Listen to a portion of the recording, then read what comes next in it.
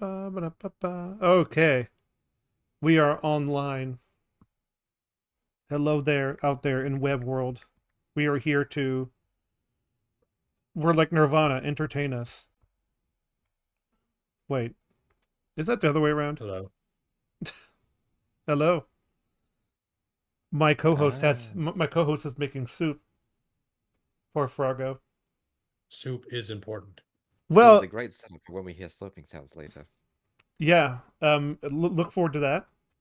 Uh, Whenever I hear about a, it's kind of funny. There's in the first Sherlock Holmes movie, they made that analogy of the frog in the pan because it actually does happen in the movie.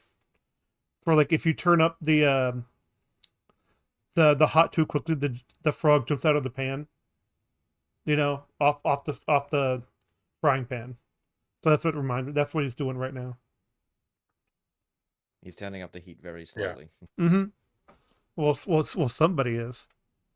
which is just another way of saying he's going to be late.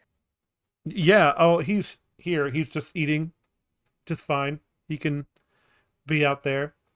Um. So I am. I've always wanted to kind of cover a character video of sorts. So I think this is an interesting one based on writing. Uh. So like I have no idea who the people is or what the people do, but we're going to look at the video and see if it's doo doo. Yeah. Sounds Is it interesting. yay or is it nay? Yeah, like, haha, I did a rhyme. So, oh boy. So, like, man, this is some. I'm, I'm proud of myself. And like, I had the. Oh, by the way, if you don't know, there's a snowstorm coming again. So we're gonna have another like 4 inches soon. And Yeah, well, you know, I live further north than you, and hello, suddenly. snowstorms is normal up here. So, Mm. Well, it's just that Suddenly, what? oh, Sun Lee is in the chat. Oh, he is? Yeah, he is. Yo. Hmm. And well, it's gonna. hello. I had to shovel my driveway a little bit to actually get my car out because it's stuck. It got, in fact, when I tried to get it on my own, it got stuck a few times. So I had to actually dig around my car in order to get it out. Do you have So, winter tires or anything like that? no, we're not used to this. So it's like we were ill prepared. But Right. but At least like, you guys have snow. yeah, I mean, we have snow. Well, the trouble is, we had 4 inches of snow, 1 inch of ice, and then an inch of snow on top of that. So it's like, it's like stepping on like a cake layer. So I don't know how else to put it. It's not a parfait. It's like an onion. It has layers. Um. So yeah. That's and I put up a video of the snowstorm. That was after it happened, but still, it's a nice little thing. It is quite the sight. But so I think we should go ahead and just oh yeah, let's it's kind of funny. I'm Captain Falco, and welcome to the 37th episode of Background Noise. And I have people with me, and they're going to introduce themselves because I don't want to butcher names. Yeah, you've done that enough. I am Alan 15 and I am a bird. That's about all there is to me. Yeah, I have people with non-qualifications. Woo! I don't have them either. So, anyone else want to take a stab at the name thing? I suppose I'm Normie. Oh my gosh, I have a normie on my thing.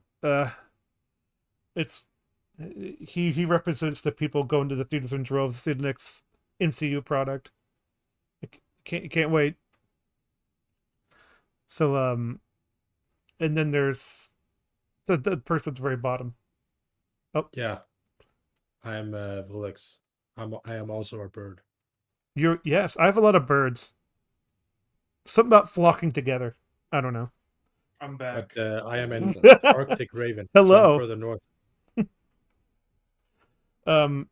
Froggo, introduce yourself. Oh shit. We're recording. Oh, okay. No, we're live We are live. Oh yeah. and we're recording. live. Hi. I am the Froggo. I have made myself some cream of chicken tomato soup with pasta noodles. Is that it? And I read some of a bad comic. That's pretty much all I did today. Oh, okay. That's good for you. Good for you. I think we should go in and get started. Okay. Yeah, I can't wait for writing advice. Hold on. Let me. I'm going to do the thing where I put it in full screen and then go back to my thing, so it looks like it's one big thing. I'm a genius. Yeah. Anyways, is everyone ready? Is everyone in? I think I'm ready. I'm in, and the soup tastes nice. Get ready, because today we're going to break down some of the biggest issues with fictional characters. By the way, my Oh, name is yeah. Brandon McNulty. I'm the author of Entry Oh, it's Wounds, this and guy. welcome to my writing channel. Characters are the heart of a story, which means that if the characters suck, the story is going to suffer. Is that If the mean- character is lacking, that means the story suffers. Not always, but yeah, on a general sense, I agree with 100%. Yeah, but generally, character is what motivates plot. Mhm. Or at Sure. least at the very least, that's how it should be. Mhm. Because the way in which characters think, the situations they find themselves in, that informs what happens in the story. So Mhm. if those things are either inconsistent or if they're just boring, it's going to be hard for anyone to connect with it. I mean, I Yeah. agree, but if any aspect is weaker, then the story is going to suffer. It's just quite self-evident. If the plot is weaker, the story will suffer. I don't know. Uh, Oh, sorry. Go ahead. yeah, thank you. The only genre I know of where characters are lesser important would be something like science fiction, where the focus is not as much on the characters, but on the premise and the setting and the ideas. Mhm. In a lot of those stories, the characters are take a little more of a backseat. Even in Well, they like can afford to. oh, sorry. They can afford to, anyway. Well, I was thinking of like my favorite Star Trek, which is Deep Space Nine. That is a very character focused show, but also an environment focused show. The same thing happens with the science fiction part, but it's like it's connected by these characters because you see them. It's very procedural show, like Monster of the Week sort of thing, except it's a new issue they have to deal with every week on the show, whatever. So it's like Mhm. That's it. I do kind of see what you're getting at, Relix, because I've read All Tomorrows, which has no singular characters at the very least. It's all about the stark differences between different races of future humans. Mhm. And the way in which that unfolds is all very, very interesting, and the races become the characters rather than the individual people. Oh, I I thought of one. I was thinking of like a Hellstar Renema by I forget Juju Ito. Sorry if I butchered his name, but like yeah. Junji Ito. Juju Ito. Like the whole thing is about a woman, but the woman is takes those characters take a real backseat to the premise, the atmosphere, and the way it's written. Like it's all about the ideas about what this thing represents and what it can do. Then the characters are just there to experience it. It's sort of like a Dante's Inferno sort of thing, where it's like it's just the character is just there to describe what's going on. And then you can get even further and further in things like the convergence station installation in in Denver, which is entirely just a setting, with all sorts of lore that you can stop and read if you want to, but a lot of it is just being there and your own personal journey of going through it. Mm-hmm.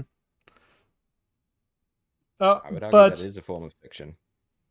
but still, I agree on the most part. It's that like you have to go to not some extremes, but like you do have to go outside the box in order to find something to disagree with what he just said.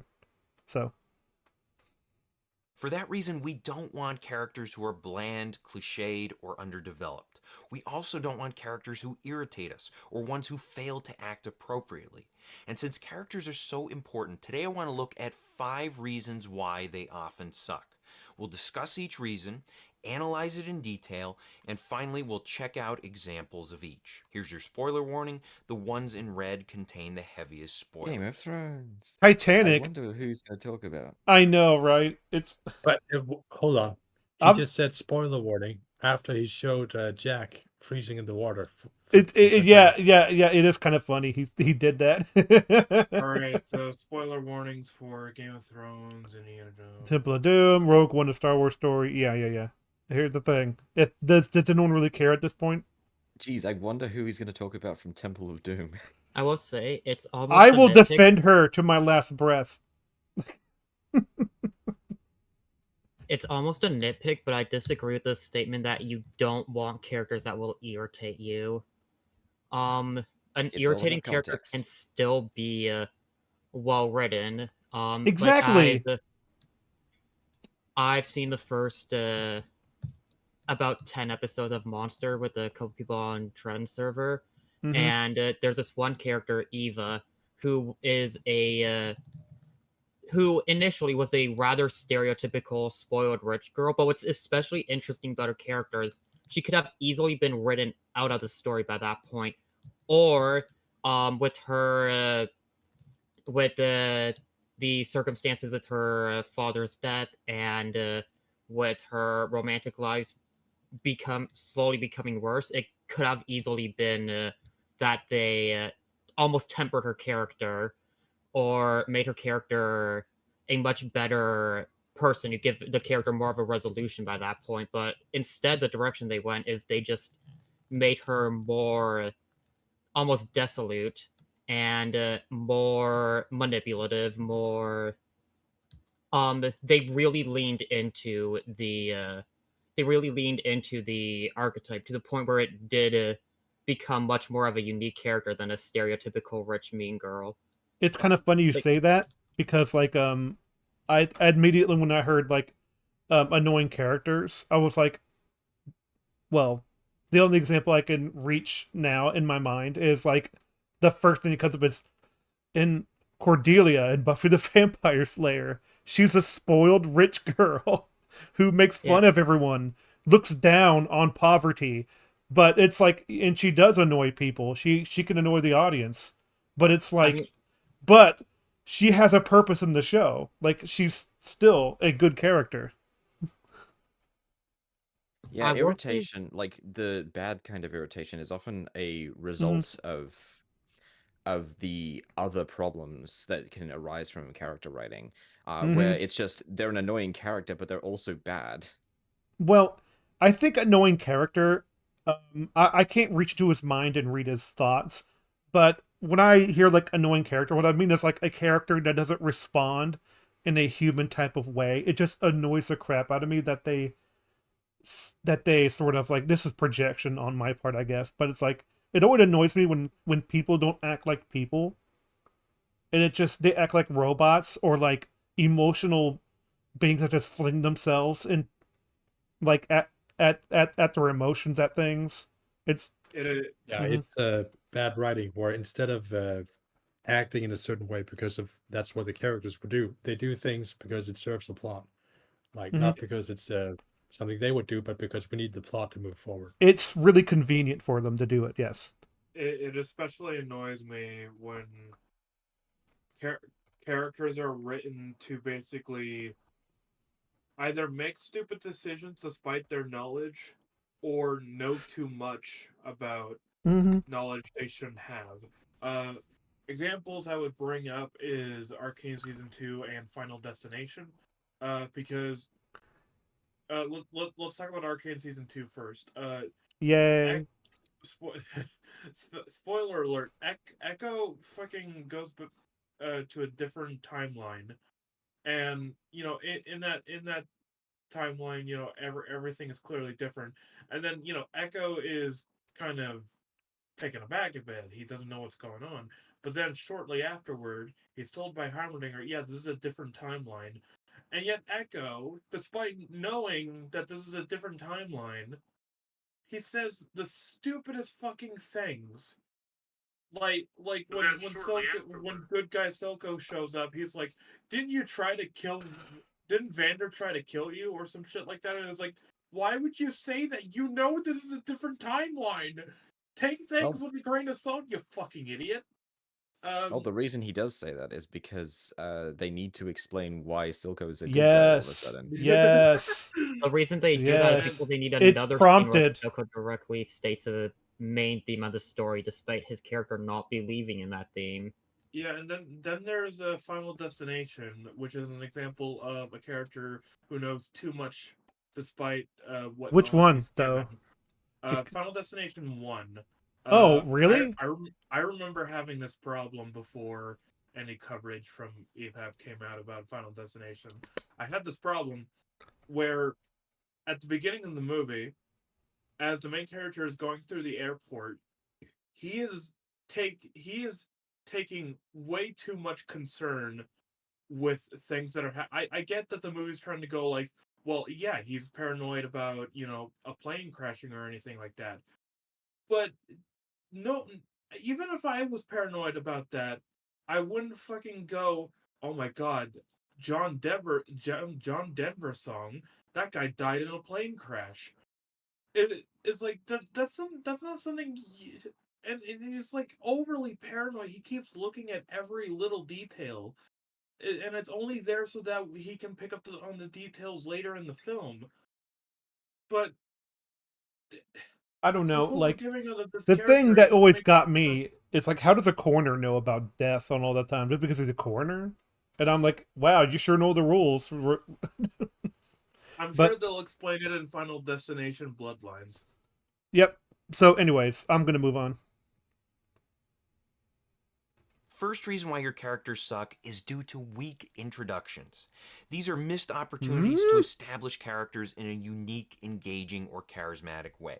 I'm gonna wait for an example because I can think of things because like we can go through all day about like what if they're weak on purpose, and then because sometimes a weak character, or not a weak character but like a weak introduction is kind of the point, and then they get further in, like they get stronger. I mean, a character being shown as impotent isn't really weak characterization. No. Wormtongue's characterization is quite strong. I'm not. I'm talking about in like a meta sense, like a weak character introduction as like it's like they're not very We interesting don't at get to first. know them. Yeah, it's like what or something like that. I mean, that can be a problem, but like I don't know. I'm just trying to think of a way that you could use it. Instead, the story gives us a bland or cliched intro. They may even Oof. info dump details about the character. They're I just think of like what oh man, I was thinking of Batwoman or something. I don't know. I was thinking Like, of Suicide Squad. oh yeah. Yes, that's that is what I true. was thinking about. That's what I This was- is Katana. She's Oh, got my no. back. Just got my I would back. advise not getting killed by her. Her sword traps the souls of its victims.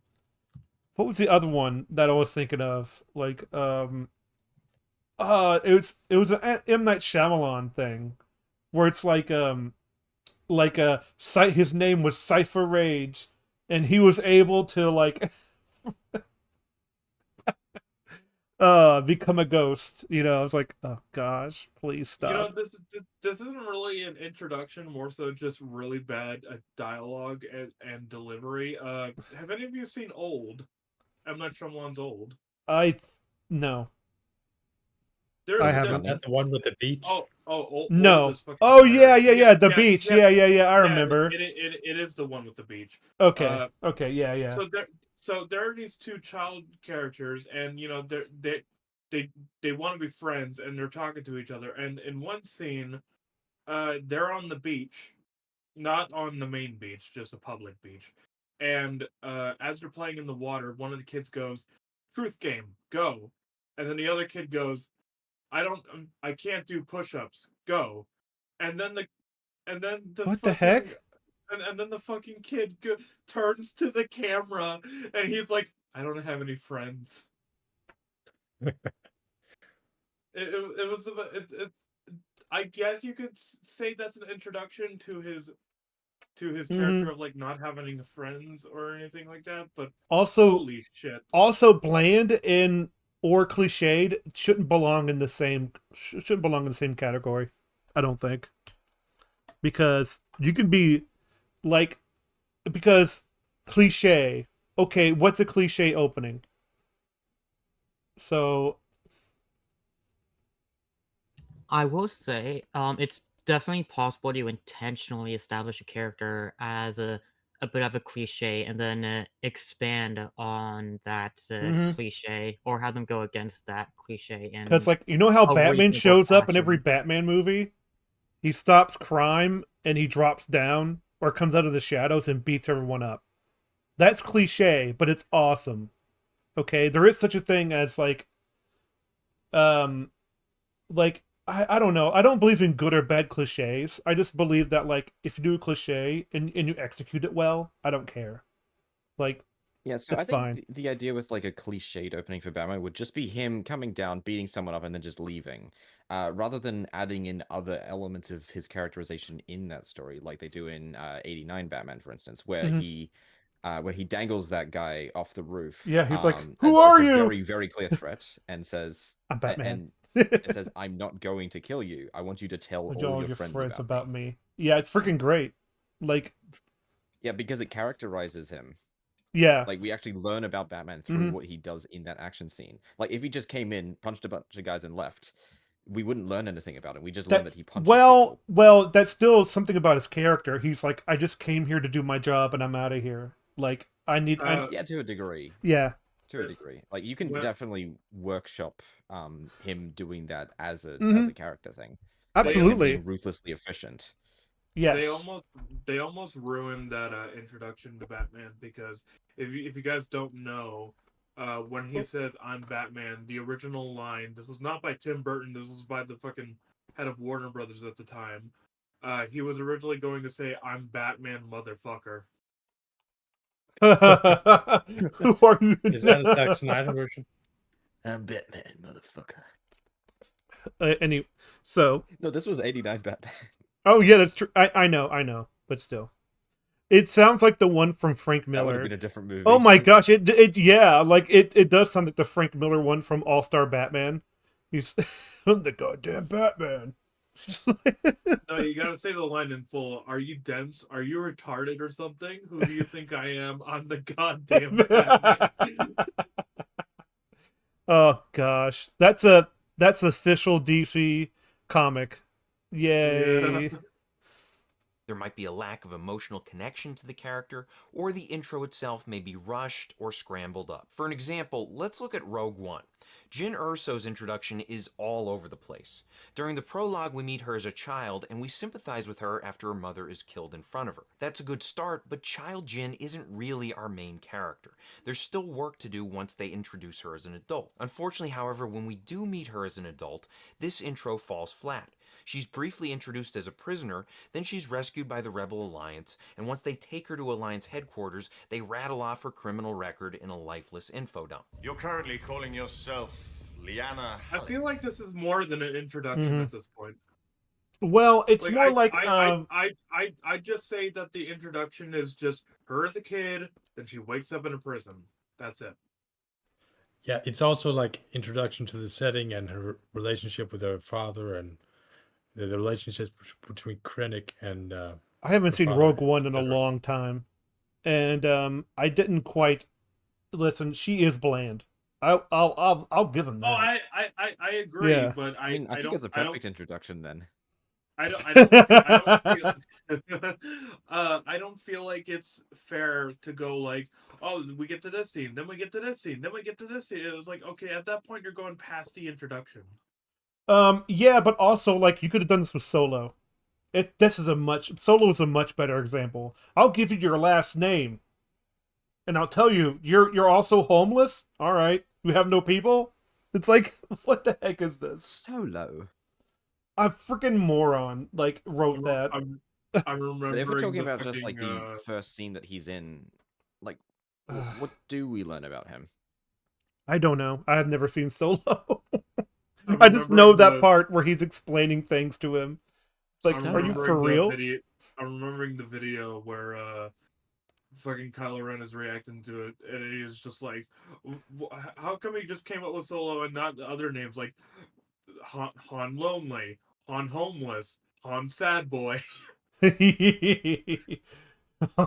boy. Han Solo player. Like, single player. Yeah, that's it. Oh yeah, Han Single Player. Yeah. And I don't like this one either, because it's like, this is such bad writing for, like, explaining her to it herself. It's like, yeah, we already know this. Thank you. It's like, and by the way, this is this scene he should have put in his last video about As you know. yeah, like as you know, like this is as you know. It's like, yeah. Not the fucking one from Lord of the Rings where Frodo doesn't actually know it. Mm-hmm. Possession of unsanctioned weapons, forgery of imperial documents, aggravated assault, escape from custody, resisting arrest. Jin Erso, daughter of Galen Erso, a known imperial collaborator in weapons development. This echoes. Well, here's the thing. I don't necessarily have a problem with him, like, saying all these things necessarily. It's just that time and place is also a factor. Because, like, what if he was, like, on the way there, like, we go to the base, and it's like, and Andor is, like, new to this place, and he's like, okay, so why are we spending all these resources, like, to get her? And so he starts to, like, name off everything, and he's checking the document himself as well. It's like, and they start talking back and forth about why she's so important. Yeah, that'd be a really good version of that exposition. Sorry. Yeah, the main problem is that we don't really learn a lot about. I think the main problem with the introduction to Jin in Rogue One is that she just doesn't really do much. No, We don't learn about her through what she does, which is also just an easier way to connect with characters than just learning about who they are. Of course, learning about a character through their reputation can definitely be effective. I mean, look at Oh, Hannibal absolutely. There's also Han Solo. Like, he has a rep. And the first thing not only that, we see him sit down, it's like, we talked about, like, this could really be a breakthrough for us to, like, to do something. And then Greedo comes in, shows his ruthlessness, and then he leaves. It's like, yeah, that tells you a lot about his reputation. Like, So you don't think Greedo shot first? no, Greedo never shot at all. Oh.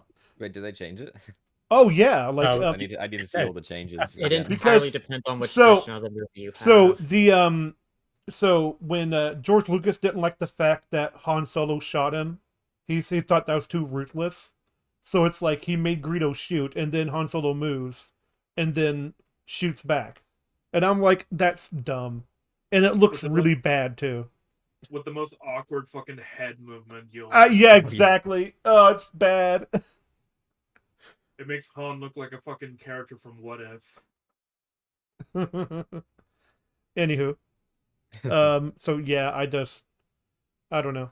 Like, here's the thing, like, if these were more general rules, I would put that on there. But he says this is what you not to do. So it's like, okay. It seems I think it if I just was to seems give restrictive. any, definitely don't do this. Don't waste time with your characters. Mm-hmm. Don't Be have them efficient. be a lemon. Mhm. Don't have them be a lemon. See, Hannibal Lecter, the reason why his introduction to reputation works is because when we see him, he's doing a lot. Oh well, I mean, he's not literally doing a lot, but Well, I it's mean, like he's not physically doing a lot, but like through just the way he Yeah. speaks to Clarice, Well, we learn so much more about him. well, that's the thing, though. Even before you meet him, there's a lot of build up to it. There's like 10 minutes of build up, and it's like, oh man, there he is. Like she walks past the two things, and he's just. Not only that, what's he doing? Standing there, and he knows someone's come Yeah, to but the see point him. is, He's there's also, no time wasted with Hannibal Lecter at all. No, like I mean, even just in immediate appearance, he is very heavily contrasted from the rest of the prisoners, who are much more ostentatious and well, much more brutish than well, Hannibal yeah. Lecter was. I think a lot is supposed to use up. I don't want to get too into this, but he's definitely there to contrast the two different types of criminals, Buffalo Bill and himself. Like this one's definitely more typical, like disturbed, like sort of psychopath, whereas like Hannibal Lecter is more the movie monster type of psychopath where he's smart and like calculating. But it's just really cool to see the contrast. Because the whole movie's about contrast. Was the same problem with adult Anakin in the prequels. Rather than actually seeing him do cool things, we watch him ride an elevator and hear stories that are far more interesting. Another issue with Jin's Wait, what? intro is that Oh, Sorry, no. I'm Mhm. gonna hard disagree with that. We learn about Obi-Wan and Anakin's relationship through the way that they talk to each other. that too. But I agree in one sense that like just being hearing about like I'd rather see those adventures than the ones you're actually doing. But Yeah, but all right. but you can pick I up mean, that sure, there are but good it's like friends. Mhm. it's not a lot that's being done with Anakin in the elevator No. ride scene, but like it does do something. It's much better than the Jyn Erso example, where she's just kind of there. I do like the I should say I don't like how the way they talk to each other because of the direction. It's like they're so kind of Yeah. stilted. And if it was a lot more charismatic, I wouldn't mind as much. And it's If it like was more charismatic, we mhm. may have even liked it, I think. Exactly. Like the whole Like thing where like Anakin is like actively trying to like outdo Obi-Wan with like, you fell into that nightmare, remember? And I rescued and you. I rescued you. Like, something like that. It's like But he also says it in a kind of reserved way, which shows like he is getting a little more mature, but he still can't help but want to be better. mhm. It's kind of funny. I'm So like, we are actually learning about some fairly important things about him in it. It's oh, just it's absolutely. poorly delivered is the thing. And it's I hate to say it, but it does show later on when they go after the assassin that and it's like but it's all lip service though. But anyways, let's continue. I mean, like, Uh-huh. that could be done well depending on how the character is characterized afterwards. In A New Hope, it worked fine when Obi-Wan talked about fighting the Clone Wars because he was the only Jedi that we knew of by that point.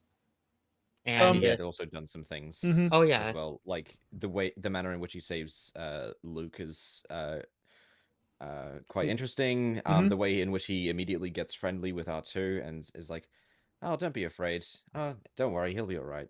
there's a Where he's like really reassuring. We're learning that that's the kind of presence that he's gonna have throughout the movie. He's Um, when he well that's because like when he self-assures in himself and self-assures people around him, he self-assures the audience.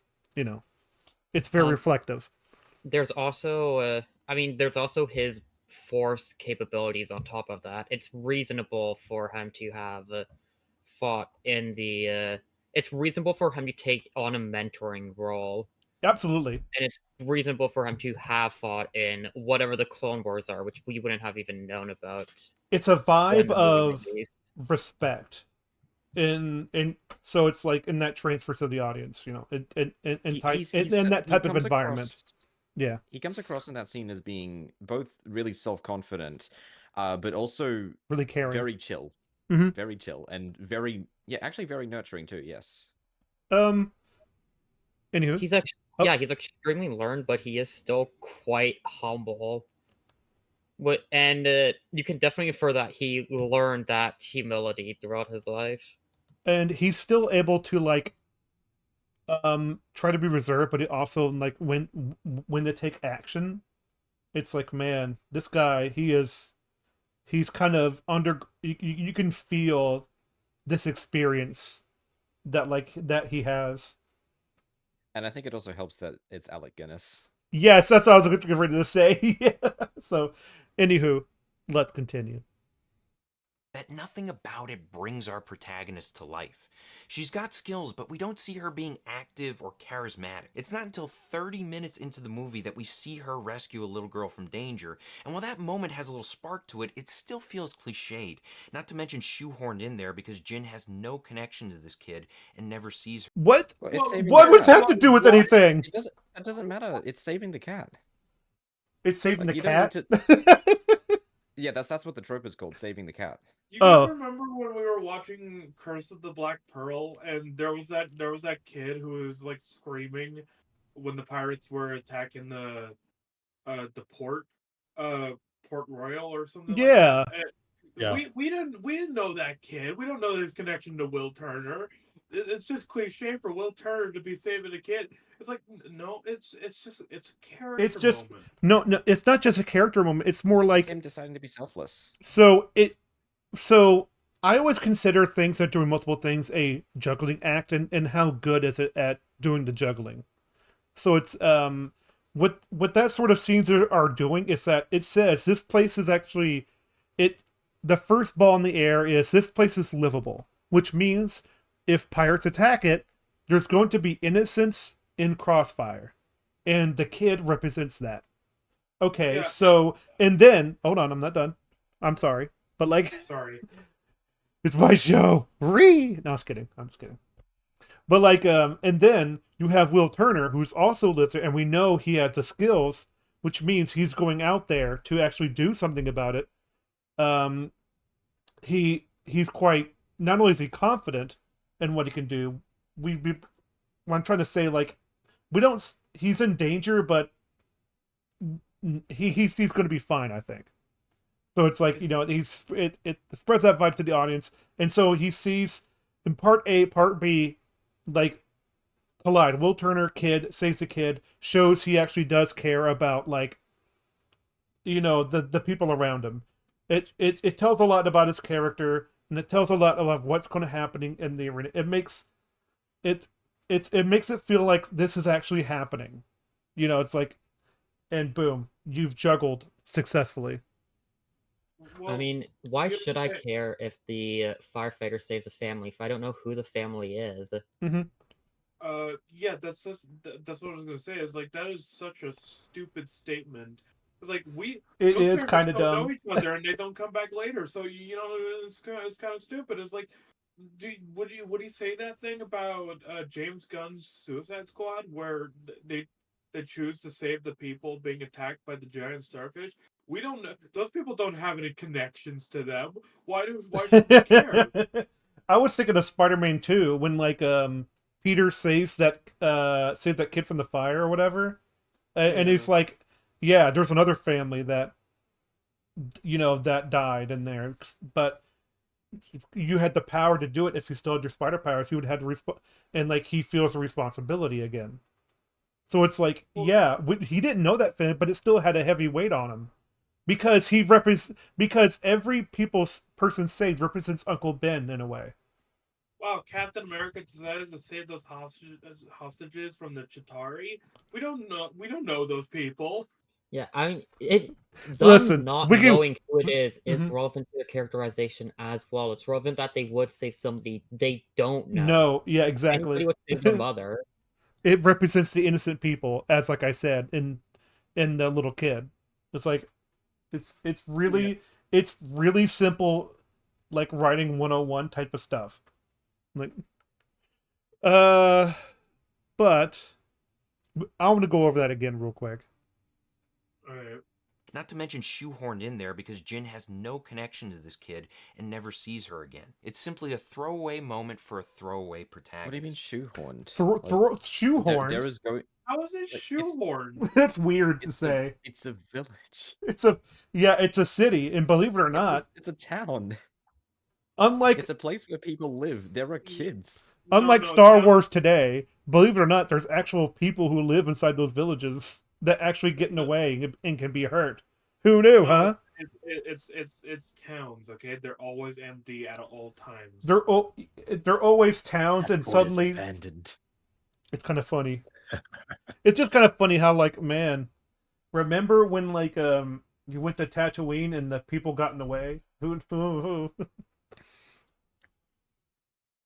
Second reason why your characters suck is inconsistent characterization. All This is right, where here we Ooh, go. good point. Here Yeah. we go.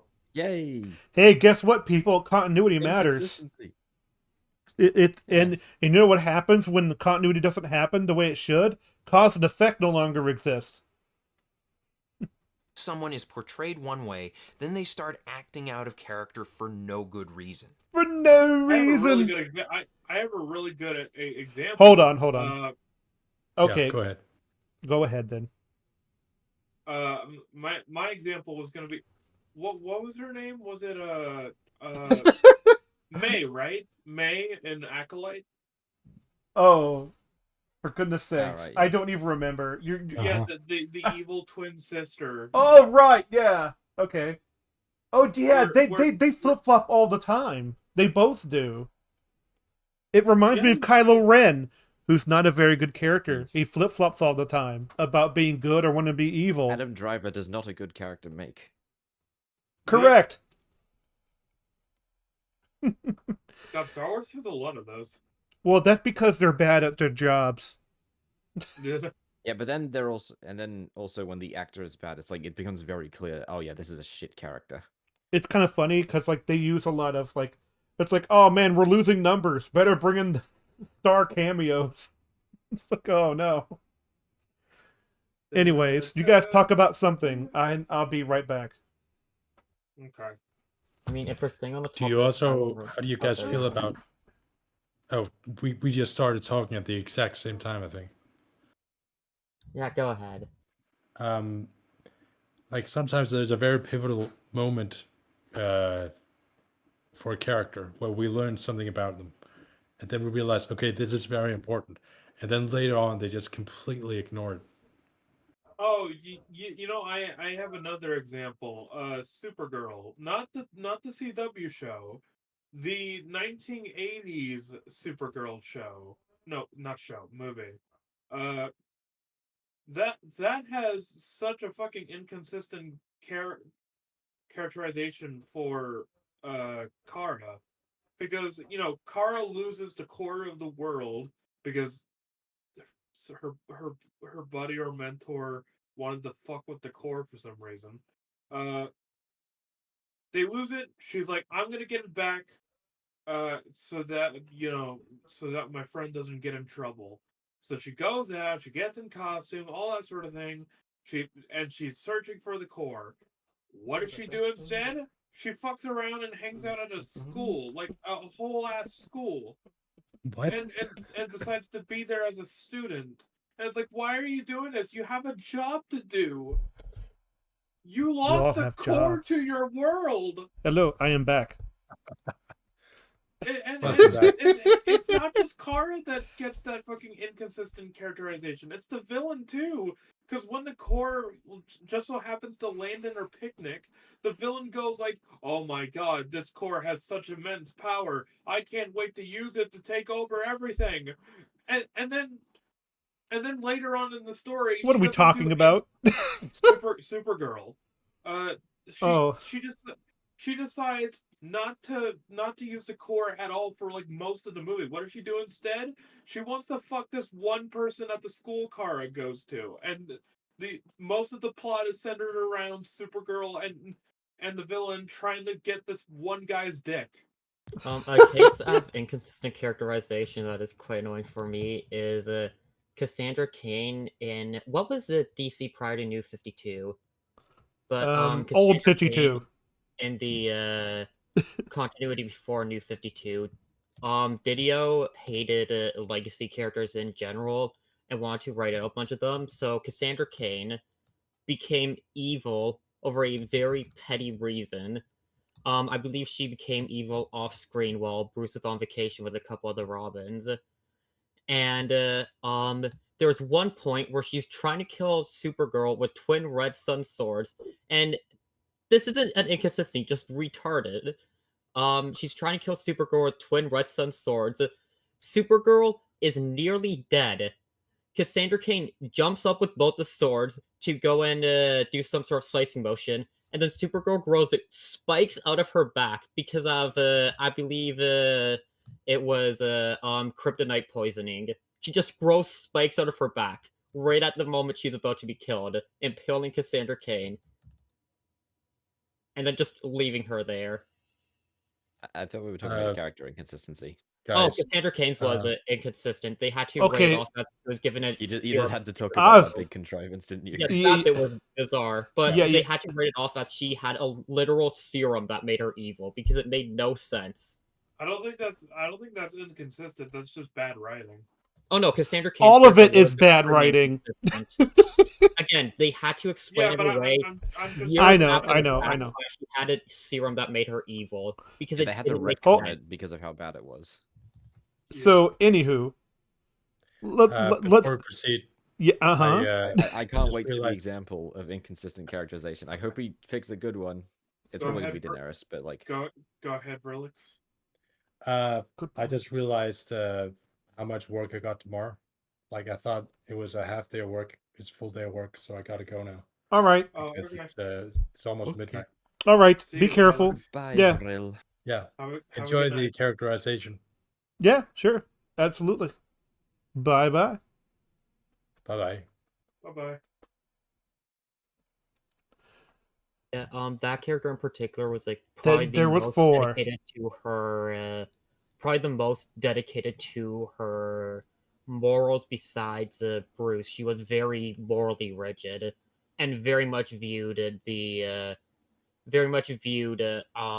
general bat symbol as much more of a symbol than some of the Robins did. And her becoming evil had to be retconned by a serum again. She was So, mhm. it's the same level of writing as if you had the character be evil for years and then said they were brainwashed into doing it. Mhm. I totally get what you're going through. But anywho, This can be forgivable if it happens once or twice in minor moments, but you don't want characters forgetting skills that they mastered, you don't want Ooh. smart people becoming stupid, and you don't want serious characters getting turned into comic relief sideshows. okay. Hold on a minute. Because what if they were what if that the seriousness that they had was so sort of and suddenly they get betrayed and they become silly characters. Like there are ways you could do that and vice versa. Like you could have dumb characters become smart, of course, but like a dumb character suddenly becoming like a serious character Falco. becoming comic relief is what I Falco. mean. Ichigo wants to join. Oh, well, hold on. Well, I mean, he did specifically say acting out of character for no good reason. If it's gradual or part of an arc, then there is a good reason for Getting it. turned to comic relief sideshows all of a sudden? Yeah, I mean that's fair. Hux. Hux. Hang on, we're gonna go to the intermission part real quick, and so we're gonna bring on the hollow one, which is Ichigo. We're gonna bring on 1-5. Yep, we have a replacement. Hello. We have a Hello. replacement of Relix. Perfect Fuck yeah. timing. The fucking audience is going to see this is like, oh, there's a Kurlong, there's a Bluebird, there's a Kirby eating a frog, and then there's Berserk. That's nice. And then they see fucking Ichigo's profile picture. It's like, Jesus Christ, what the hell is that? Fall of Man. The Fall of Man. That's what it is. The fall of man. So, Holy anyways, shit, is that the Raptor? It just gets slowly darker over time. Here you- there's it's your Macaulay Culkin. there's your It's- there's your link. Okay. Yeah. Just tell me when But, you're yeah, in. Serious Yeah. characters getting turned into comic relief sideshows. Lincoln. All I can think about Yeah. is Heimerdinger from Arcane Season 2. Ooh. yes. Did you send me the yes. link or did you? I sent you the link in DMs. DMs? Okay. Mm-hmm. Why- in Underboard's not Discord giving me a DMs. notification. Oh, it's He's not. the guy we're watching is about to So make a far. decent point. I Yeah. hope the example works, and I hope he explains why it's so Daenerys is lovely. Hold on, let I me. mean, he did say he would talk about Game of Thrones, so Daenerys is most likely. Yep. Oh, Yeah, I Is it- mean, I'm gonna get I rid know of. Alwyn was especially annoyed by Tyrion as well. Okay, for some reason it hasn't sent the. Okay. Unless, hold up. Well, I can. oh, the thing with Tyrion Hold is on. that like No, it doesn't. his character assassination comes from the fact that the writers are stupid. Hold on. I'm and gonna they send don't you a realize that the copy. things he's doing is not smart. I'm gonna But send you they another don't realize copy that- then. Oh wait, I sent it to Vrillix. Whoops, my bad. And Oh. wouldn't that still Yeah, be that- a smart That character? would explain why I didn't get the no DM. I actual reason in apologize. character. People gonna- are talking over each other one at a time. I don't think they were trying to character assassinate Tyrion, but There they you did go. so because they are idiots. But like his character assassination would still come from him being inconsistent, right? I mean, Absolutely, it is still yeah. character assassination, but that's why I'm saying Daenerys is worse, because Daenerys was an overturning of her values completely. I mean, I still have yet All to right. watch Game of Thrones. Well, I know about the sort of assassination with like Daenerys because I've watched that episode of Mahler's video like a bunch of times about it. I haven't. Yeah. I don't know anything about Daenerys' character assassination. I know Alwyn was especially annoyed by Tyrion becoming cowardly. So anywho, Tyrion becoming stupid. well, yeah, he I forget what he did really. All I know is about Daenerys burned down a thing because she got traumatized by a bunch of birds and being like, I can't be with Jon Snow, therefore I need to burn something. Do you think you outright I say mean, that they that's- made him the most? That's about as inconsistent as it was as the actual want- reason in the show. It was because of the Mhm. fucking sound of bells. Sound of It's bells. literally just ring, ring, ring, ring. It's I'm going like- to kill everyone in this fucking city It was like I didn't get to have sex for with no Jon Snow. reason after they've already surrendered. Exactly. And then she did like a lawnmower. It's like I'm not kidding. It's not like she was torching all the way up to the Red Keep or something, and it was like sort of collateral or something. No, she actively went out of her way to kill basically everyone.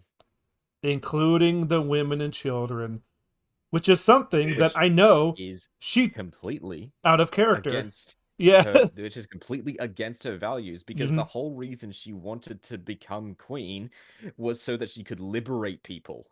It's like the equivalent of like you're walking down the forest and then a groundhog comes out of nowhere and bites your leg and goes back into his hole. So you're like, all right, I know how to deal with this, and you burn the entire forest down.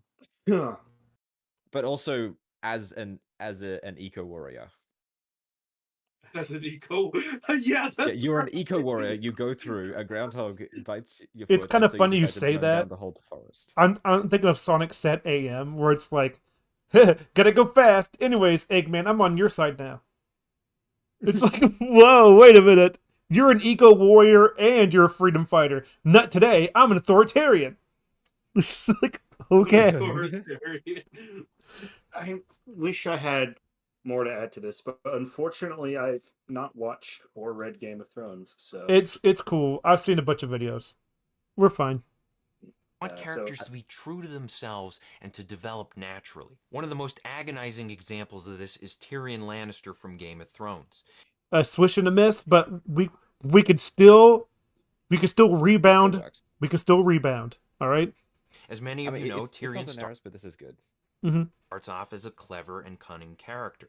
He's someone who overcomes his limitations by sharpening his mind and outsmarting his enemies. I had nothing to do with the attempt on your son's life. The dagger What found. sort of imbecile arms an assassin with his own blade? Did I gag him? Why? Am I starting to make sense? Okay. I'm sorry I paused it, but I just want to make sure that like. In the show's first 4 seasons, Tyrion is as cerebral That's not really as the anyone. example I would have shown. Of Tyrion like talking his way out of things. I would go to the example where he's in the Sky Cell and he and he basically decides to change his tone of voice. Like he goes from like his posh way of speaking to speaking in a much more simpler way because the person he's talking to is quite dumb. And then basically convinces him to take him to basically say, "Oh, I'm ready to confess." And what he actually does is then ask for a trial by combat. I like the one where it shows in I saw the Mars video where it's like he's like he shouts down the entire court, like basically talking about like if he does it again, you can shoot him. Like, see, that was a Oh, threat. yeah, that's right. See the difference? But I think if we're It's talking like- about yeah. specifically that aspect of him talking his way out of bad situations, there's also the one with the hill tribes that happens later in season 1. But no, the example shown there doesn't actually amount to anything. I just love that scene. But anyway, yeah. That's a good scene. one. But in the later seasons, he deteriorates into the role of a side character, and a brain-damaged one at that. Everything Wow. Yep. Wow. Are you sure that's not the writers? Yeah, like that's D&D. That's not. And here's the thing: I George think R. the R. thing with Martin it is is that- never. He's never finishing the books. Okay, it's never happening. Tyrion Lannister used to be a very smart person, but then the show decided to give him the new character arc of being retarded. Yeah, But that's, that's not even what Never happened. I'm pretty sure that like the decisions that he makes, the writers think that they're really smart. oh, absolutely. They think they're the brain trust. Like, I mean, generally, you don't think you're writing in an inconsistency when you do. that's also true, unless you want to, which is like, I mean, unless you're Ryan Johnson, then you do it on purpose. Yeah. or unless you Ryan catch it Johnson. before you publish. but Ruin that's- Johnson. I mean, I guess we're Mhm. talking about actual completed pieces of media, not drafts. Oh, that's also true. Yeah. from his strategies to his motivations to his dialogue suffers, and in the end we're left with a shell of the character he once was. The Dornish will lay siege to the capital, alongside the Tyrell army, two great kingdoms united against Cersei. So, your master plan is to use our armies. Third reason why your character Well, hold on, That's wait. not a good What? Wait.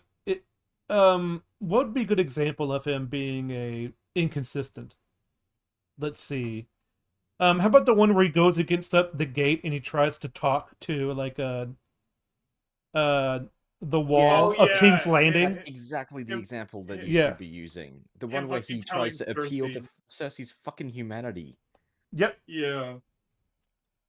And When- also, when- it when also was made- also the ground itself is also inconsistent, but that's another story. They made it very clear throughout the show that Tyrion fucking hates Cersei. Hmm. Oh, Overbearing personality. you're not a Interesting. monster. Have you seen me? It's like It's like, are you fucking kidding me, Tyrion? What the- she looks over behind her. There's like hanged children. It's like, I don't know what you're talking about. It's like suck. Overbearing personality. This is when a character's personality is so intense it becomes a distraction from the story and its events. Usually this Okay. involves the problem with these points or whatever is that we really have to use a good faith interpretation for each one. Yeah. Like, I'm gonna wait for him to put all the bullet points down. Yeah. But if I were to take a guess, I'm gonna take a guess and talking about like by overbearing, it means the character hinges way too much on one specific trait to the absolute most extreme of an extent to the point where there's just not really much of anything else to said character. well, Taking that's it at its face value, But at that point, it that would seems just very much be- like he's talking about like dominating screen time or something. yeah. Dominating screen time. That's what I sort of. But then again, like, you have to take that, and that's what I mean. It's like you have to take each point into good faith. You kind of have to make your own assumptions. over the Yeah, top and you dialogue. don't or wanna- react- You don't want to make a video to where you have to take it in the absolute best of faith for it. Well, to that's make kind of, I hate to sense. say it, but make it 10 minutes longer. You'll be able to put more thought into these. Like, I don't mind short points. Like, but it's like, you need to be concise. Like, not, this isn't concise, this is limited. I mean, brevity is only the wit of soul so long as those words actually work. Brevity is the wit of soul. Gravity is the Yeah, wit of it's- your soul. And Ooh. the issue is there's a difference between brevity and We're way Marley too and Marley. oversimplified, I guess you could say. Look, it's like those people who think that means that Be they short. don't know the difference between conciseness versus shortness. Yeah, exactly. It's like, just be shorter. Like, no, that's not what that means. That means to... It's kind of funny because, like, Don't waste time. there are videos that are like, that's from their first draft are like 5 hours long, but if you redraft it enough, it'd probably be like maybe 4.5. It's like, or anything like that. What do you think movies go through? It's like, do you really think they're going to use every single thing that they put on paper? No, of course not. Yeah, it becomes bad when it's like, why do they include this? It does nothing. I'd say a good example of like having lack of brevity for lines would be Netflix Avatar: Last Airbender. Oh where my they speak gosh. too much and add unnecessary They're not exposition. You are kind and generous. Yeah. It shoots itself in the foot in scenes that could almost be good in the later episodes. I'm not even lying. There are scenes that almost are okay in isolation. I'm like, man, this is a negative something I could enjoy. That But then you show- added that line. I'm getting ahead of myself. Because of the runtime of the episodes, that show actually has a similar runtime to the first season of the original show. They just don't use the time well. No, they don't. Dude, it's so like sad. Those half-an-hour episodes, I'm like, they don't seem that way. It's like Well, that's because they're 40 minutes long. If I'm being pedantic. No, I get your point. No, no. I'm talking about the original series. Like they feel longer because they put a lot more thought into what they were saying. I think the original format is like 20 minutes long. 20 minutes plus a recap bit plus intro plus outro. Oh shit! So that adds up to 25 total. So I just did a quick Google search. So it is on paper, it's a difference of 47 minutes, but there's 6 minutes of credits each episode in the live action one. 6 to 10 minutes. I think first episode has 10 minutes worth of credits or something. Yeah, it brings about a difference of an hour 12 minutes. Oh my! Or it could be that like I always remember one of the stupidest things is that in the M. Night Shyamalan was like the one that's like they go to the Southern Air Temple and Qatar is like, so what's your name? Talking to Aang. Like it's like you were in the South Pole for days and you don't know their names? Like what? Anyway. That sounds interesting. I should watch it. It's much worse than that one. Like, I think we've gotten very sidetracked. Oh yeah, we are very sidetracked. We were talking about overbearing personalities. Sokka. Yeah, why are we talking about bland personalities? We could talk about Zuko. Now it's Netflix Avatar. Now it's the opposite. Instead of bland, now people are being too extravagant. Like there's like a thespian in every scene, going, "I am here." What example is he gonna use? I guess. So over the top I think knowing Temple of Doom is being covered, I think we know what it's going to talk about. Do not talk about Short Round. Short Round is freaking amazing. How dare you? He's probably going to talk about Willy. Willie's so I like Lily though. Like I don't see what's wrong with her. Lily. I'm kind of mixed on Willy, honestly. Like I can understand why people find her annoying, but I feel like she's got her charm. She does have her charm. Like she's understandably upset and worried and clueless. Like she's surrounded by bugs and murderers, jungle, and like different types of killer cults. Yeah, she's gonna be a little bit upset. I think that just makes Willy especially frustrating to me as an Australian. Well, there's that scene. Correct me, please. But there's a scene where I think like her and Indy have an argument, and then they say something about Indy and her like getting together for the night, but then they separate, and then they're in like separate rooms, like waiting for each other. Yes, and then Indy gets attacked. Yeah, and it's like, oh. May try too hard to be funny, intimidating, or unique. Oh my gosh, that's so on point. Like, Trying It's to be funny, intimidating. MCU Okay, I think I get dialogue. the type. Yeah. I think I get the type of character he's talking about. hmm I mean, the thing is I think you could very. The issue here is that you could very well take these traits and make it a good character. I think he's more so just talking about the negative side of this. If I'm taking... Absolutely. Like, I always remember in Batwoman, season 2, episode 1. It's like when she speaks about herself, like, I am a number. I'm the, like, blah, blah, blah, this number, blah, blah, of a black woman. It's like, oh my gosh, please, shut up. You're so cringe. Like, Sorry, hearing a thing trying to be funny, intimidating, or unique. unique. The intimidating part is reminding me of Grand Inquisitor from Obi-Wan Kenobi. Oh yeah, it's kind of funny that like we have to look for examples when he could just show it in on screen. Where the guy does kind of have like an over the top delivery of like, what is a Jedi to do? Help you? Do it, kill Well, her. Oh yeah, it just do comes it, back to do the- it, kill her. It comes back to just the main problem of wasting time. Yeah, I mean, I think Because oftentimes the- when the annoying things are happening, it's happening in place of other things which are actually like substantive. It could be something else, or like it could be atmosphere, or it could be something else. It's like you're kind of it's like, listen, I don't like it when people complain about the helicopter scenes in Lord of the Rings. I'm like, no, that's atmosphere, that's world building. Stop it. It's like, yeah, but so well, because like there's scenery, and it's like it's supposed to larger than life. It's showing off the scenery. It's showing off how big the world is. It's world building. It's showing how they're traveling.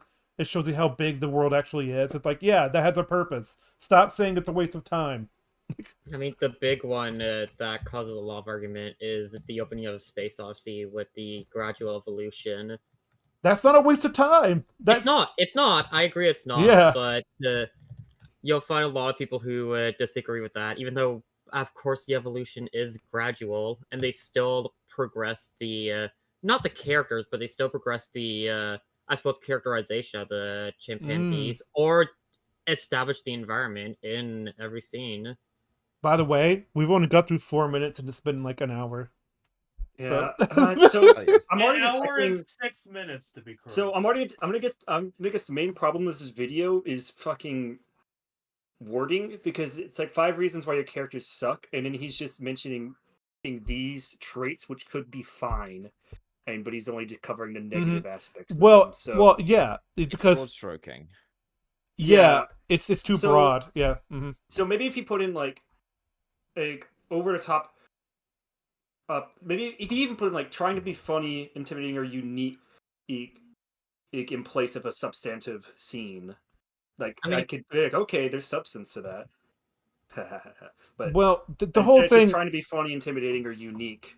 this whole thing, it seems like a bunch of general advice, but it's like, with general advice though, you still need to be more clear and have examples. But yeah. And be nuanced as well. Yeah, and this ignores the nuance that you could have all these traits and have it be fine. Yeah. Yeah, You you just need could, to make Perhaps sure even good. you just need to make sure that you have a genuine side to this. There's 2 ways you would do this character. You could make it to where they have these traits, but Oh are my also gosh. a 3D character. You're gonna have multiple layers to them, to where they all have genuine moments. Or you could have them be a side character, a sort of a more goofy side character. like, all of these can be well written. Like, these all describe Michael Scott, who is written to be a character who is trying to be funny, and a character who is over the top for the sake of getting reactions from the other characters in the scene. It's not the writers who are trying too hard to be funny and failing at it. Yeah, that is the main problem with the wording. It's clear he means that the writers are trying too hard to make them funny, unique, or whatever.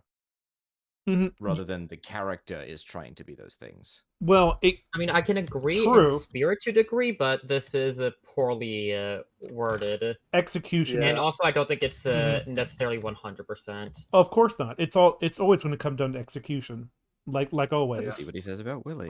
I think this relies on the viewer knowing exactly what he means with these, rather than Correct. It's writing reading advice it for people literally who've heard and this taking it as advice. is. It's Yeah, it's or well, have certain grievances with the way things are done. like I said, And- it's all about the good faith interpretation, I think. Yeah, So, Right. anyways, moving forward. They may clash with the story's tone, and this can make the character feel one-dimensional even if they aren't. Wait, Okay, there we if go. if okay, hold on, okay. hold Now on. we finish that off. That makes it a lot more reasonable. A clashes with the Maybe not the tone. clashes of story Yeah. tone, but with the last. Oh, maybe clash with story tone. I think he's talking about in I like th- a serious moment. Okay, I'm starting to think of say something Thor, else. Say something like Thor: Love and Thunder, where you have the Mhm. fucking beginning scene where the guy's daughter dies, and then there's a fucking comedic scene immediately after. Well, no, that's nothing to do with character. It has nothing to do with Is character, it? but I mean, sort of. Well, what I mean is like I think he watched Temple of Doom and was like, how can I turn this into a like I don't like these characters, so I'm gonna talk about things you shouldn't do because I don't like these characters. Like, and I sort of get that inkling from this because that's everything he just mentioned is Willie to a T. Like, okay, or I should say all the negative aspects to who Willie is. I mean, there is definitely a conversation to be had about the presentory aspects of a character. Mm-hmm. Because I think that is quite important because like if you do those wrong, even if your character is substantively written, it can often like go over most people's heads. that's true. Because like I'm thinking of like I think so that's exactly what happened with Anakin, actually. yeah, somewhat. But I'm thinking of more like again with Buffy because like there's a character called Xander and he's comic relief and he kind of goes against sort of the go against the rest of the group sometimes because he always has the outgoing thoughts of being truthful, especially when things hurt him personally. So it's like a he'll just say something that like no one else wants to hear, and it's like, but he thinks they need to hear it, and that sort of clashes. So it's like that's why people don't like him. It's like, how dare you say that? It's like, yeah, but that's just character writing. That doesn't mean he's necessarily bad. I think another way to also. So hold up, what are his last bullet points? It's kind of blurry right now. I want to see the whole entire bullet point Yeah, list. well, All right, so let's see. Trying to be funny to clashes with the Clash Carrie Sto- Stone tone. Clashes with the Carrie Stone. Carrie Stone. It's Carrie Stone tone. Carrie Stone tone. Interesting. That's reading going to of be the archetype for this kind of character. Alright, I just so- call it Carrie Maybe it's Stone. Maybelline. So with the clashes of story tone, you could probably do this well if you have it be the one character that does that. Maybe be a beacon in a dark sort of character. Oh, yeah, it is You know kind of what I mean? funny because like The last one would mhm. obviously kind of crash that because generally, if you're gonna have a sort of beacon character, you want to make them a little more. than one dimensional. You Yeah, want them to be interesting. Yeah, You don't could want them to be- keep. you could be one dimensional and be all these. Because like I'm thinking of Big Trouble in Little China. The main character is this, and he's very one dimensional. And he's meant to be the outsider, the fish out of water. But his acting, like Kurt Russell's acting, is so unique. Because like and You know, he's now I very think about this. yeah. It's like I could be really mean and put this in the context of a I don't know, fucking let's take Kung Fu Hustle. Almost all the characters in Kung Fu Hustle take fucking knock out these traits, but that's a comedy movie, so it works perfectly. yeah. That's what I mean. Like you also have to what type of movie it is, because like Well, except for the clashes with story tone, that's like the only one that isn't filled out with Kung Fu Hustle because all the characters feel like it's like, yeah, I believe that this. oh, character Clashes with Story's fits the tone. Yeah, that's true. That's the only part that doesn't feel that. So maybe it's not a good Yeah, example. Big Trouble in Little China doesn't fit the story. The story's tone is definitely more comedic but dark, so that totally fits. Never mind. I am really wrong. curi- My mom's calling me. I'm really curious what Okay. overbearing personality has to do with Carrie Stone tone. It doesn't. Not at Even all. if they aren't. Last week I talked about Euron Greyjoy, and I pointed out how his over-the-top personality hurt the later seasons of Game of Thrones. Now, in an effort Okay. to not repeat myself, this time around we'll discuss Willie Scott from Indiana Jones and the I Temple mean, of I think Doom. Let me be I think clear, I love this movie to death, but Willie overdoes it with her constant screaming and her complaints about being uncomfortable. It's one You wouldn't be uncomfortable? They're eating live animals, and you're supposed to just be okay with it. Oof. I don't think that's really what he's trying to say. It's just that like you hear it all the time. True. It is kind of It's overbearing. just not big on Willie's It just comes inclusion across in as the like that's action all scenes in there is to general. her is the main problem. What is it? Fun. What'd you say? That it comes across like that's all there is to her. Yes, it is. Yeah. Because that's most of what we see from her is just complaining. A little fun fact. The reason Willie is the way she is in the movie in the first place is because Steven Spielberg has admitted to being in a dark place when making this film because I believe he either got cheated on or he had a divorce of some kind. It's one of those two. I can't remember. And Oh, that wow. put him in a dark. That put Oh, him in a Lord. dark place where he decided to write the female character like this. That's not the worst example I've seen of that sort of thing happening. Have you guys ever seen Possession? I have not. I don't know if I've ever heard of that movie. It's this really over-the-top surrealist horror movie that was made by a guy who was going through a really, really traumatic divorce. And the wife character in that movie, there is a lot going on, but none of it adds up.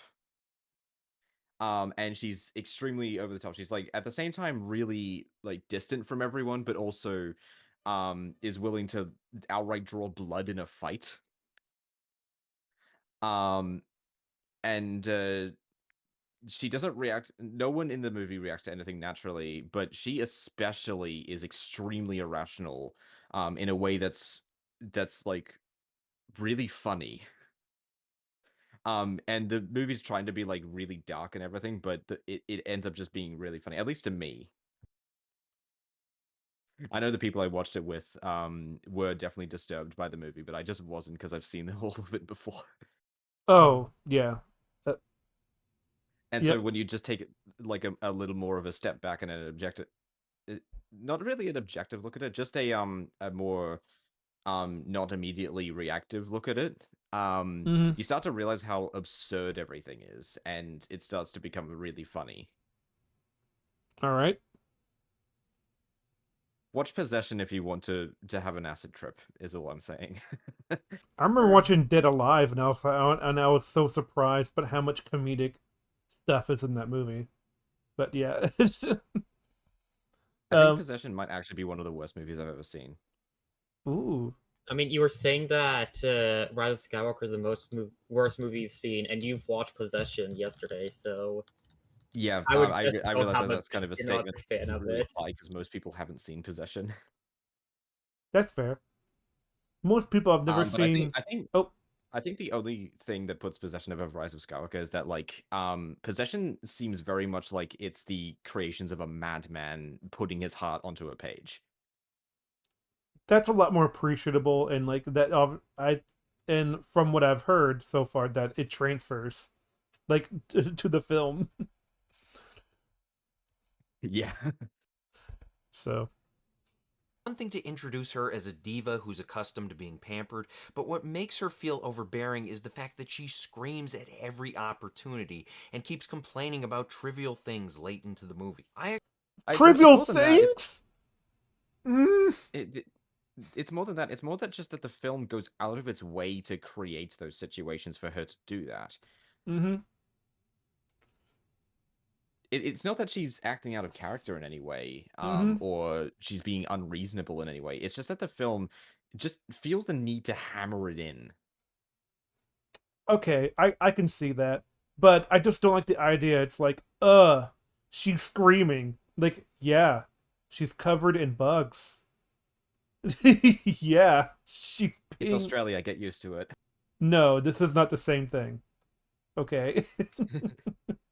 This is This is just me relating it with how my cousins were when we went camping. like these are just one of my cousins was a huge complainer, and I was just like, for fuck's sake, you're in Australia. There are bugs. Get over it. well, yeah, that's I mean, whenever you have grass, especially in like a if you're in a temperate zone at all, you're gonna have bugs. Okay, it's just gonna happen. Like, Oh god, don't especially remind me of grass. Ex- Spring's already passed the fucking bindies. especially if you're surrounded by like urban areas, lots of bugs. So it's just it's what it is. But like, yeah, she's where she doesn't want to be. She's uncomfortable. It's like, okay, she's a diva. She's gonna complain a lot. Okay, sure, I get it.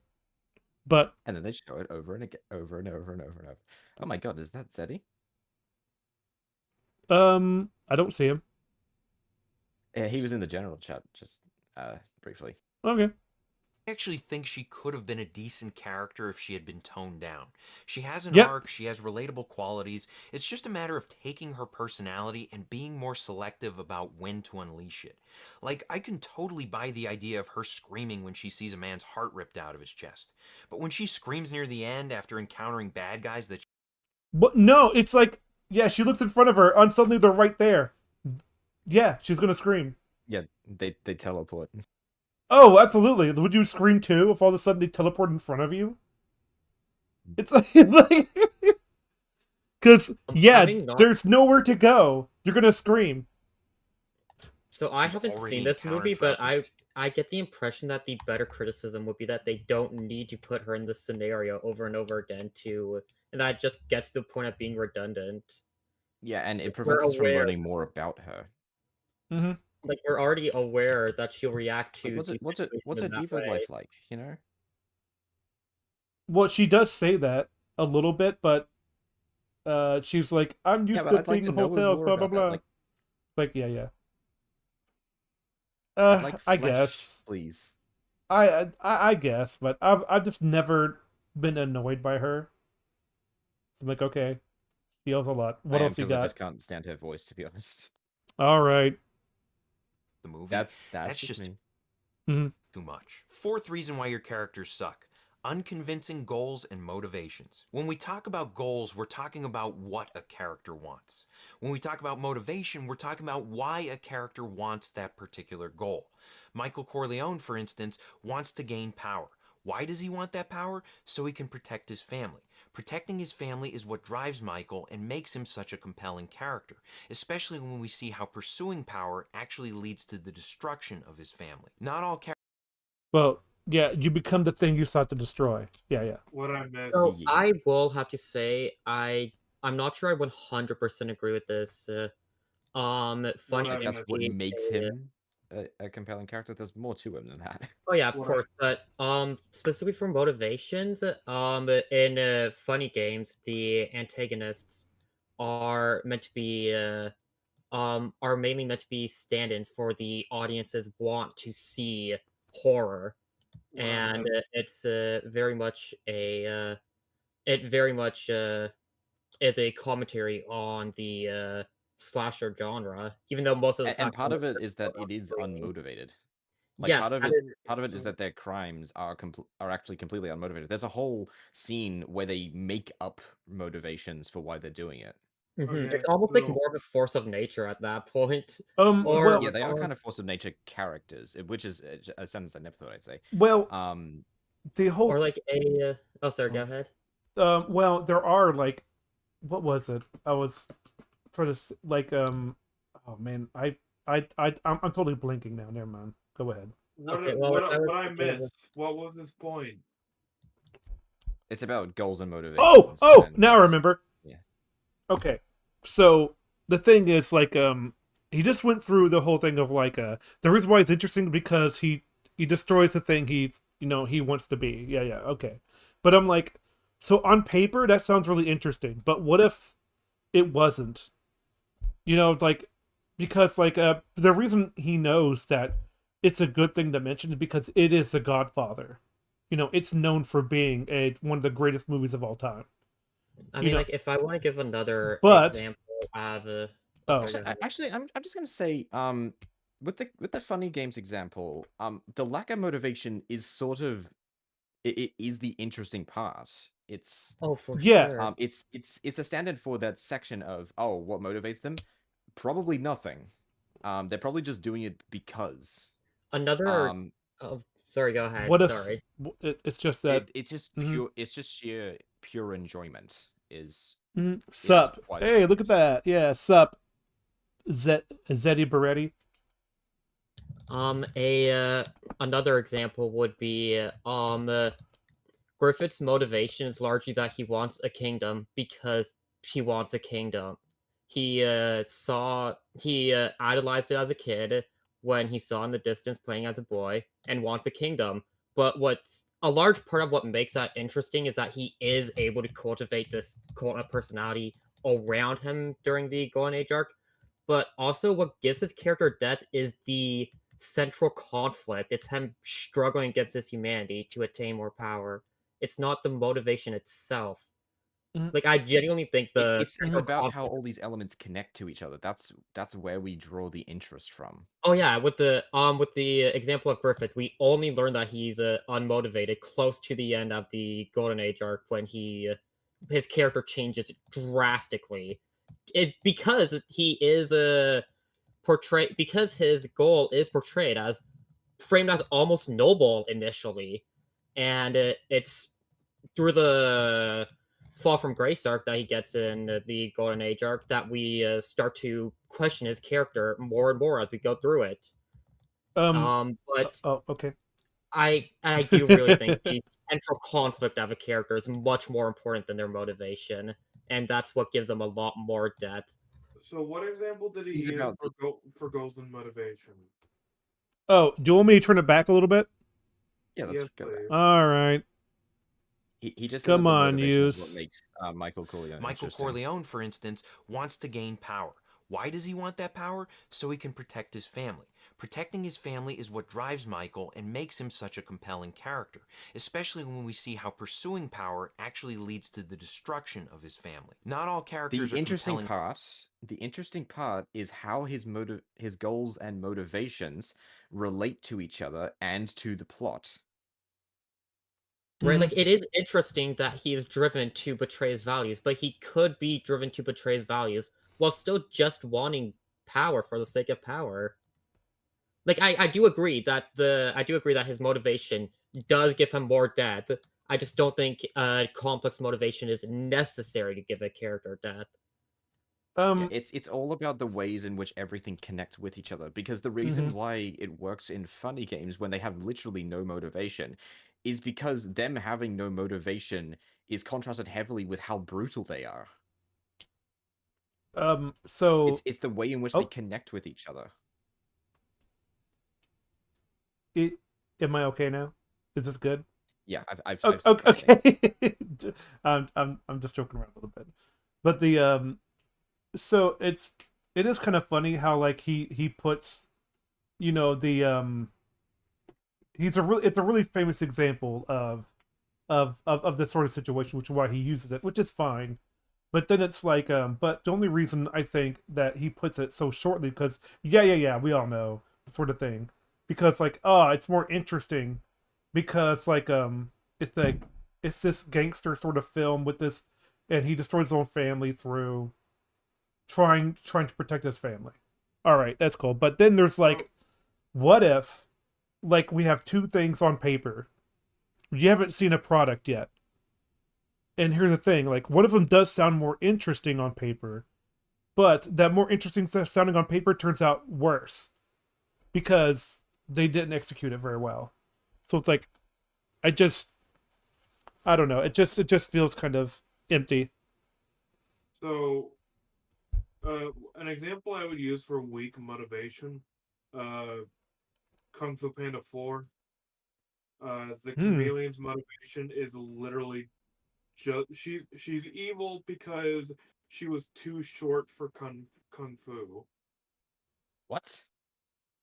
No, I'm not even fucking kidding. Her chameleon's whole motivation in Kung Fu Panda 4 is that she was too short to be taught kung fu, so that's why she's evil.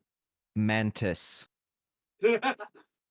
Monkey, snake, Viper. Her name's Viper. Viper, but whatever. She's a but, like, snake. the fact that I immediately thought of Mantis when it came to that, like, I know, it's Mantis is like, tiny. hey, remember his Too speech? short. Remember his speech to Poe when he's pulling out all the is it quills?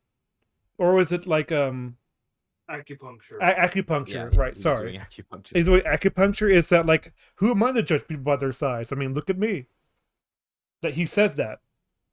Yeah, and then there's also the Ugh. Kung Fu Panda 3. There's a master who's a fucking chicken. We don't. It's kind of funny because they kind of just forgot continuity doesn't matter as much anymore. Whoops. Yeah, it's a dumb motivation because it doesn't because there isn't a through line. There isn't a through line with the rest of the story. Oh, of course. But anywho, someone pressed play. Let's see what example he brings up. I can't wait. Yeah. I think he's gonna bring up one of the ones of examples. So I've forgotten them all already. His family. Not all characters are compelling like Michael, however. Some characters pursue goals that don't make sense, or they have motivations that may abruptly change without proper build-up. This can be a sign of poor character development, and it's a case of the plot overpowering the characters. One example of this. Wait, hold on. I want to go back to that list. Oh boy, we're going with Without Green proper Goblin. build-up. All right. This can be a sign of poor character development, and it's a case of the plot overpowering the characters. Characters pursue senseless goals. Okay.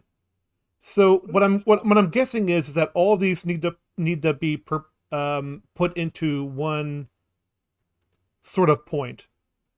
What does plot overpowering the characters mean? Does it mean that the plot is more important than the characters' motivations? That's what I Like sort the of got plot- from The it. plot points, I would say, individual plot points become more important than character consistency and plot consistency. Mm-hmm. That's the that's pretty clear. I think that's fairly clear. That's what it means. Is that Okay. it means that the Mhm. goals of the plot overcome the need for character consistency. I guess like Yeah, I can see why. If he mentions Daenerys in this one, I can see why he used Tyrion in the last one. sign of poor character development. Yeah, Okay. on the point All for right. All right. That's very broad. Yeah. Dude, it's the- Yeah. There It's are like, so many ways okay. to fuck up character development. Because like, It- what oh, you- if that was on purpose, and then later on they reveal, well, it wasn't. Then what Then- happens? Like, You know what? Fucking Game of Thrones, Jaime Lannister, unconvincing goals motivations, because his motivations in the beginning are you know to protect the innocents and all that sort of thing, and at the end of the final season, Jaime Lannister goes, "I never cared for them, innocent or otherwise." Yeah, how do you completely fuck up a character in one line? Yeah. What about the what? Why does the wolf judge people the lion? that don't care about continuity. What about that whole speech he gave about why he killed the Mad King? Anywho, overpowering. So all right. can pursue senseless goals. So this is about goals. Why is it? What does overpowering have to do with this in this set of issues? I think I'm pretty sure you're Because trying to I say feel that. like this should be in a Ow. different set of issues for overpowering. Yeah, because that's just that's should be not in a goal the, thing. The That's like character just consistency thing. that's a That should different be in the- issue. Yeah, that's in the consistency section. Yeah, it's like a different thing. Like by overpowering, I mean I'm gonna guess overpowering in comparison to other characters. Characters most often become inconsistent when they bend towards what the plot needs to happen. Yeah. So I don't get why that one's here. It just feels like a very strange thing to have with a category called unconvincing gold / motivations. It's like, what the hell does that have to do with motivation? And it's like, okay, your power level is 9 million compared to these 1,000 power level peasants, but like, what does that have to do with them convincing goals and motivations? Anywho, let's see. One example of this is the Green Goblin from The Amazing Spider-Man 2. I talked about how messy and disjointed this movie is in my bad versus good plots video, and the sloppiness spills over onto Peter's best friend, Harry Osborn. Harry, if you remember, is introduced as a troubled young man who watches his father die of a genetic disease. Harry himself shows signs of becoming ill, and this serves as his motivation to seek a cure. He hopes to save himself by obtaining Spider-Man's blood, and when that doesn't work out, he injects himself with spider venom. The venom nearly kills him, and he only survives because he climbs into a special suit of armor. This is when he becomes the Green Goblin, and it's also when he achieves his goal of curing himself and renders his motivation unnecessary. But wait, the movie isn't over yet, and we gotta have a showdown between Spidey and the Goblin. So what the script does, it gives Harry a new motivation: revenge. He conveniently shows up when Spider-Man and Gwen are together, then he realizes that Peter and Spider-Man are the same person, and that compels Harry to make Peter suffer by kidnapping Gwen. Now the problem here is that the entire confrontation is the result of convenient timing and rushed motivation. It could have been more interesting if Harry needed to go after Spider-Man for some health-related reason. Like maybe he believes that Spider-Man's blood could turn his face back. What? Hold on. Wait. Look at him! Why do you think he's pissed? Isn't that why he needed Spider-Man's blood? To make a cure? You said it yourself. Yeah, it's like he just wants revenge for no reason. It's like, what are you fucking talking about? Look at him. It is kind of funny. So he still has that. So he still has that health motivated goal because, like, I imagine he wouldn't want the armor on at all times. Now, would he? It's just really weak. Yeah, this is a health related thing. I haven't watched this movie. I'm gonna guess there are things you could criticize about Green Goblin's plotline in the movie. Oh, absolutely. I just don't know them, so like I have to. There are many ways really taking his word for it. presents, and like from what he presents, there's already an issue. There were already ways you could there are ways he could have got the blood without being a violent psychopath. I guess so. I mean, but well, here's the thing. He fucking okay. So Spider-Man comes in. Spider-Man says, "I can't give you my blood. It's too dangerous." Harry is like, "Well, shit. What do I do now?" And Harry decides, "Okay, I'm gonna get Electro to fucking get me that blood, and hopefully I can cure myself." Letting out Electro is one thing, and then he just goes completely insane because of the goblin disease along with the spider blood. Radioactive spider blood. Yeah, radioactive spider blood. Spider-Man. Amazing Spider-Man 2 isn't good. Just letting you guys know. No, it's not. It's just from the way he presents it. He doesn't present his points too well. Homecoming repairs it. That's how bad it is. Not Homecoming. I mean No Way Home. Goodness gracious, man. Anyways. I still find it hilarious. It's just like, what? His health conditions are fixed. Why is he mad? It's like, I don't know. Look at him. Maybe because he looks like he got. I don't know how he got it completely wrong when he wrote it down in his script, man. Because I know he said he literally said he had to go into the suit to stall the disease, not cure it, really.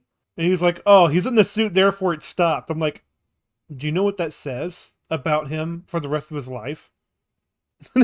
Okay. Yeah, I mean, it'd be kind of weird trying to live your life and you have to wear a suit like this. He looks like a fucking David Lynch Doom character.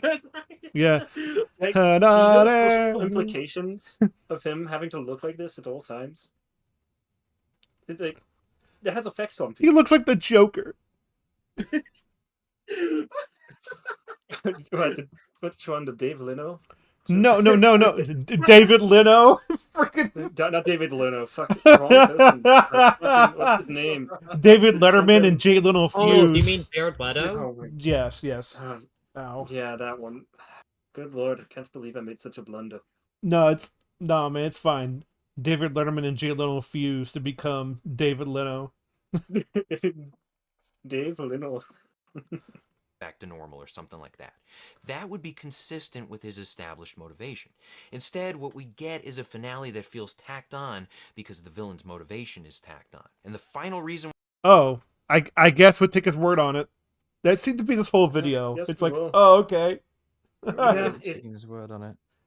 Contrived reaction. Contrived reactions. Contrived reactions. What is that? If I were to take a guess, it's a character acting completely out of character, reacting to something. and We've just already reacting had to it that, though. improperly. Yeah, Like- we already Oh, had that. Yeah, we just had inconsistencies already. Yeah, Let's see. uh, Let's see what he says. Okay, let's see what he says. why your characters suck: contrived reactions. Reactions are a critical part of storytelling. We come to know characters by how they react under pressure. Conflict is what brings characters to How they life, react to anything, and they show us really. their true selves when the chips are down. Sometimes reactions can surprise us in a good way, like when a character changes after proper build-up and foreshadowing, but unfortunately, other times reactions can feel inauthentic, as if This sounds like the same thing, but This different is just flavor. character inconsistency. Yeah. It sounds I like feel like something tells me this was Something tells me this point was tacked on. yeah, it kind of does. It's like 4 doesn't sound right. I should probably put 5. It's Yeah, like 5 reasons why your character sucks sounds a lot better than 4. it'll do a lot better on the That's me. algorithm. Mm. Yes, Like, maybe he could have created another thing for like overpowered characters, perhaps. Hmm. Perhaps, I don't know. You say one thing and then you say something that you think is different, but it sounds exactly the same as your previous point. You sound like fucking Matt Walsh. Why is he not talking about like uninteresting characters? Just characters that are No. uninteresting. Like So, That's a good question, because like you could that could really have been his fifth throw point. something there. Hold on. I want to see all his points. solely for the sake of the plot or the creator's vision. And in some cases, reactions simply may not seem adequate enough, and this can break the illusion of storytelling and take us out of the moment. This is still, I think, this is still Doesn't can have be to for any character, inconsistency. yeah, character consistencies. Yeah. So he did say that sometimes the reactions aren't applicable for the scene, which isn't exactly inconsistency. It's just yeah. You mean Tempo like clash? it's kind of funny, but this still goes from character inconsistencies, I think, because like if they're inconsistent for a scene, so much so that it causes you to be what it called like disillusion or whatever, then like yeah, I'd call that character inconsistency. So Continue. it's just a little weird. There are tons of hilariously bad reactions out there, and movies like The Room and Troll 2 are full of them. But let's focus on a reaction from Titanic that has frustrated Oh, many really? audiences. Really? If you remember, Oh. at the end, after all Yeah, because no one knows the end of Titanic. the sacrifices Rose and Jack make in order to Listen, I'm glad he's going through the examples, but it's like, man, you Well- chose all the popular answers, didn't you? Like, help each other survive. Well, it'd be the ones that You people have have the- seen. Well, look, that he, make sense. he's Mhm. going. He's like making this video for Gin Alpha people in 2030. You got to understand. People might not know. wh- that that's why what are it you is being by then. Irish? Like, what's going on? Oh, you haven't noticed? I've been putting on an accent for like the past 10 minutes. Yeah, I'll go back to my normal. Oh, yeah, way of yeah. speaking. I've been like, Infamous- I've been hamming it up more and more each time I speak. How is this a oh, reaction Begora. issue Like, here? it started unintentionally, and I just decided to kind of go with it. Mhm. I do have to wonder how is this like a bad reaction, because I remember this scene. They're pretty freaking sad about what's happening, so it's pretty fitting. They're for making this good. They're making the best of their bad situation because Alright, they let's know see. they're going to die. Let's see. door scene. People often get upset about this scene because Jack is left to freeze to death while there appears to be enough room on the door for both him and No, That's not the Now, problem. no, That's not the problem. The problem false. is weight. Yeah, it's like if they both go on The it, problem is that they're then too heavy. they would both is- be. Yeah. I forget, Even- was there a Mythbusters? okay. I remember there being a Mythbusters episode. No, on no. this. I completely forgot what the conclusion was. I haven't actually seen Titanic. That's the door they're talking about? Hold on, Falco, go ahead. What I mean is like, okay, there's the door right there.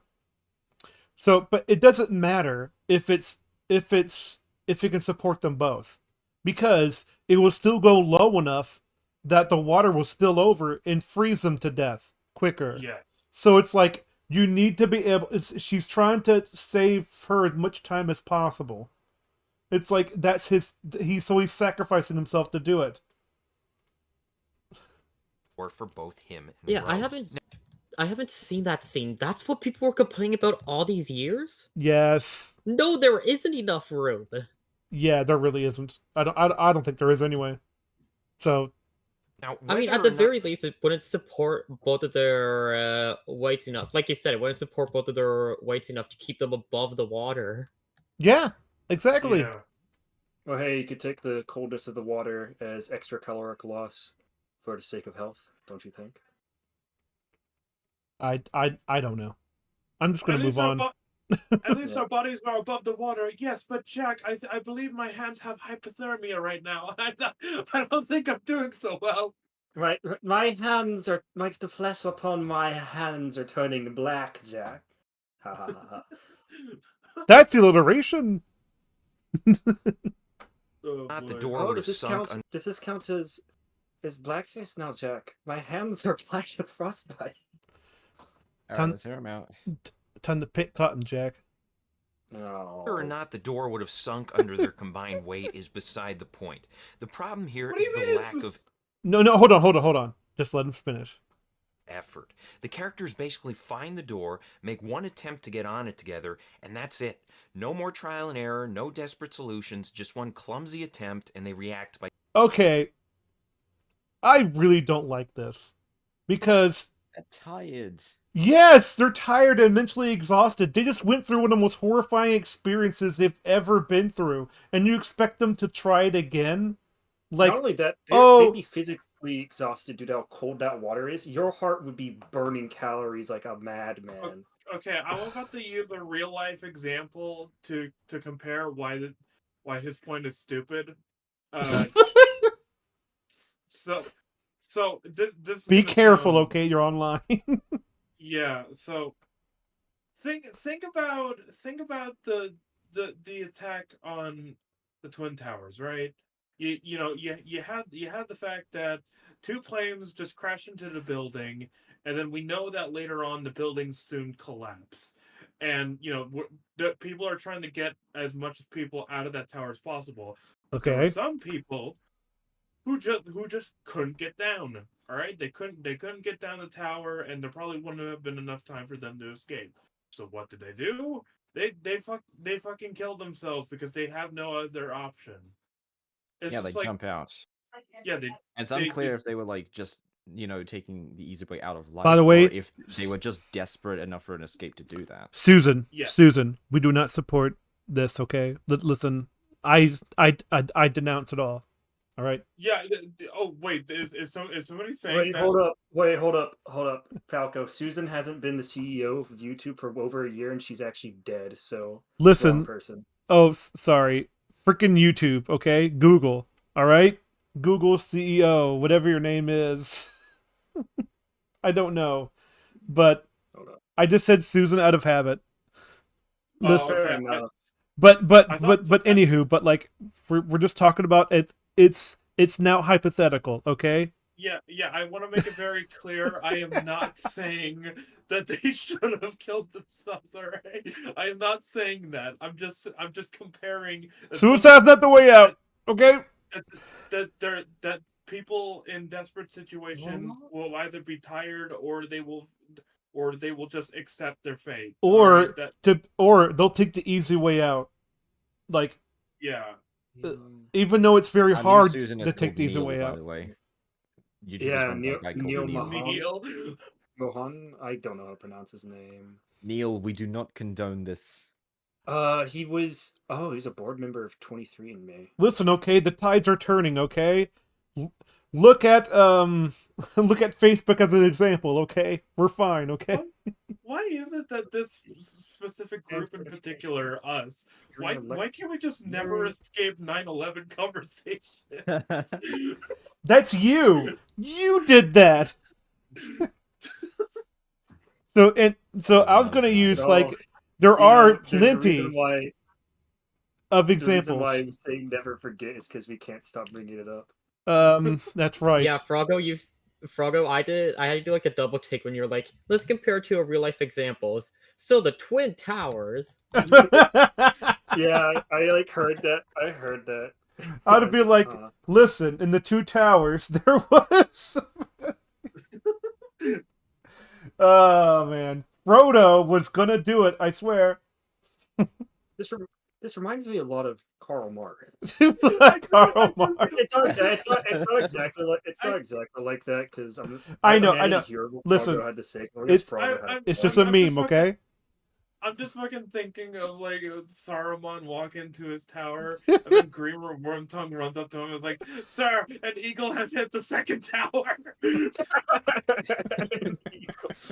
eagle has hit the Orthanc. Didn't the Two Towers only come out a year after 9/11? Yes. Yes, in fact, people were like, you shouldn't be calling it the Two Towers. It's like, what? Boy. Why would he...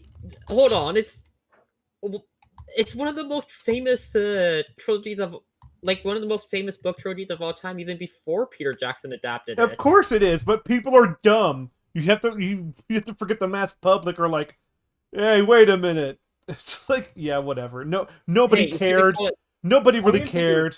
Okay, that's the thing. It was mass public. It was just like some guy who was some people. Oh, yeah, some of course. Quote unquote people. Yeah, and New York still lost the freaking what was it? The Major League Baseball championship. Okay, they still lost. The background noise. Exactly. Welcome to media criticism, where we talk about sports and 9/11.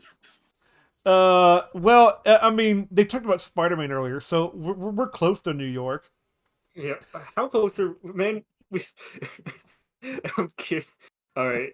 So, anywho, I think continuing would be yeah, good idea. Yeah. By giving up. It's frustrating because it doesn't ring true, especially given all the sacrifices they made to reach this point. Once Jack helps Rose... Oh my gosh, just because they didn't flip a table. It's like, yeah, they tried, and then they give up. Do you know why? Because James Cameron actually knew better back then about, hey, it's really cold. Yeah, in fact, what does Jack say? Jack says, when you feel the water, it's going to feel like a bunch of knives are stabbing into you. Yeah, if you stay in the water too long, you're going to die. So you might as well get the fuck out of there. So the Titanic sunk in the North Atlantic during winter or fall or something. Look, like that, icebergs. Right? Yeah, icebergs. Yeah, they're literal icebergs. Yes. That water is just about at freezing temperature. Oh, I bet it's below freezing. I bet you $1 million. Actually, yeah, you actually might be right on that because since it's salt water, it would not become ice. Goes onto the door, we expect him to climb up with her, but it never happens. Nor does Rose... You know what? You know what he does instead? Makes her she stays level. Oh my gosh. Insist that he join her at any point. This is the same girl who jumped off a lifeboat to be with him, yet she doesn't ask him about trying to get on board with her. Given their lack of effort, it's no wonder why audiences have spent decades obsessing over this door. It's because Jack and Rose should have attempted to face this obstacle and show us that the obstacle was something they simply couldn't. Okay, I don't remember the conversation they had at the end, but I'm like, I believe it's something about how it's not just how much they love each other. It's also they're trying to get a rescue boat over to them. And it's there's a conversation about that, I believe. So they haven't given up yet. So it's they're thinking of other options. And here's the thing. They know what that door is like because they've actually held it. And they're thinking of ways to keep it upright. We don't know. So it's they know more than we do. Overcome. Had they done that, their final moments together could have played out without any distraction. So I hope this... Whoa, what? Hold on. Hello? Anyone else there? Yes. Okay. Yeah. I just don't... Wait a minute. That felt really weird to me. It's because Jack and Rose should have attempted to face this obstacle and show us that the obstacle was something they simply couldn't overcome. Had they done that, their final moments together could have played out without any distraction. So, What do you mean by you mean distractions? By like don't distract us with the common sense of what they're trying to do? I don't believe that. It never distracted me. Say, Falco, something I do disagree with you in principle is that the characters might know more. They just have to communicate that to the audience. But in this case, Sure. it's pretty obvious. Self-evident. Yes, that's what I mean. Self-evident. And here's the thing: they're not going to explain it to the audience because. Oh yeah, of course not. Yeah, it's like. And I don't mean like a direct exposition, of course. But in this case, it's very self-evident. I don't think most people. Oh yeah, absolutely. Whoa! What is that? I heard some reverb coming from your end. Oof. Yo, guys, we got like 28 seconds left in this video. I know, right? This helps. Oh, Question it's all of the day. Patreon What frustrates? Yay! It's over. Well, anyways, that wasn't the worst video. No. Not really. It was more. It's kind of just what you expect from these sorts of channels. I mean, it's not the worst thing. I've seen worse. But it's like, man, at least it's not like trying to tell us that like well, you're telling us you're doing it wrong in a really sort of positive way. You're not calling us idiots for doing it. You're not calling us talentless hacks or anything like that. Be careful, you could make this mistake, you know? Yeah. Oh, exactly. It's not an insulting video. It's not malicious. It just kind of highlights the problems with broad stroking writing advice, you know? Well, yeah, because here's the thing: when you broad stroke writing advice, someone will do that. Like you're challenging people at that point to do it. It'd be like it's the equivalent of taking show don't tell at face value with only those two words. Yeah, exactly. Yeah, like always diving deeper into what the hell that means. It's a rule of thumb, and rules of thumbs are made to be expanded upon. Also, show don't tell is very badly worded. Mm-hmm. Well, I do like the show don't tell because like because I know what it means in a more practical sense than it. You can also tell and not show. You can do that. True. Because like it's more just it's just talking about telling and not showing is how you build suspense. It's like anecdote versus evidence, really. Yeah, and it. The thing is with show don't tell, it's not you're not meant to hear just those two words and then not have it expand upon it. It's meant to be something where you have to read deeper into it.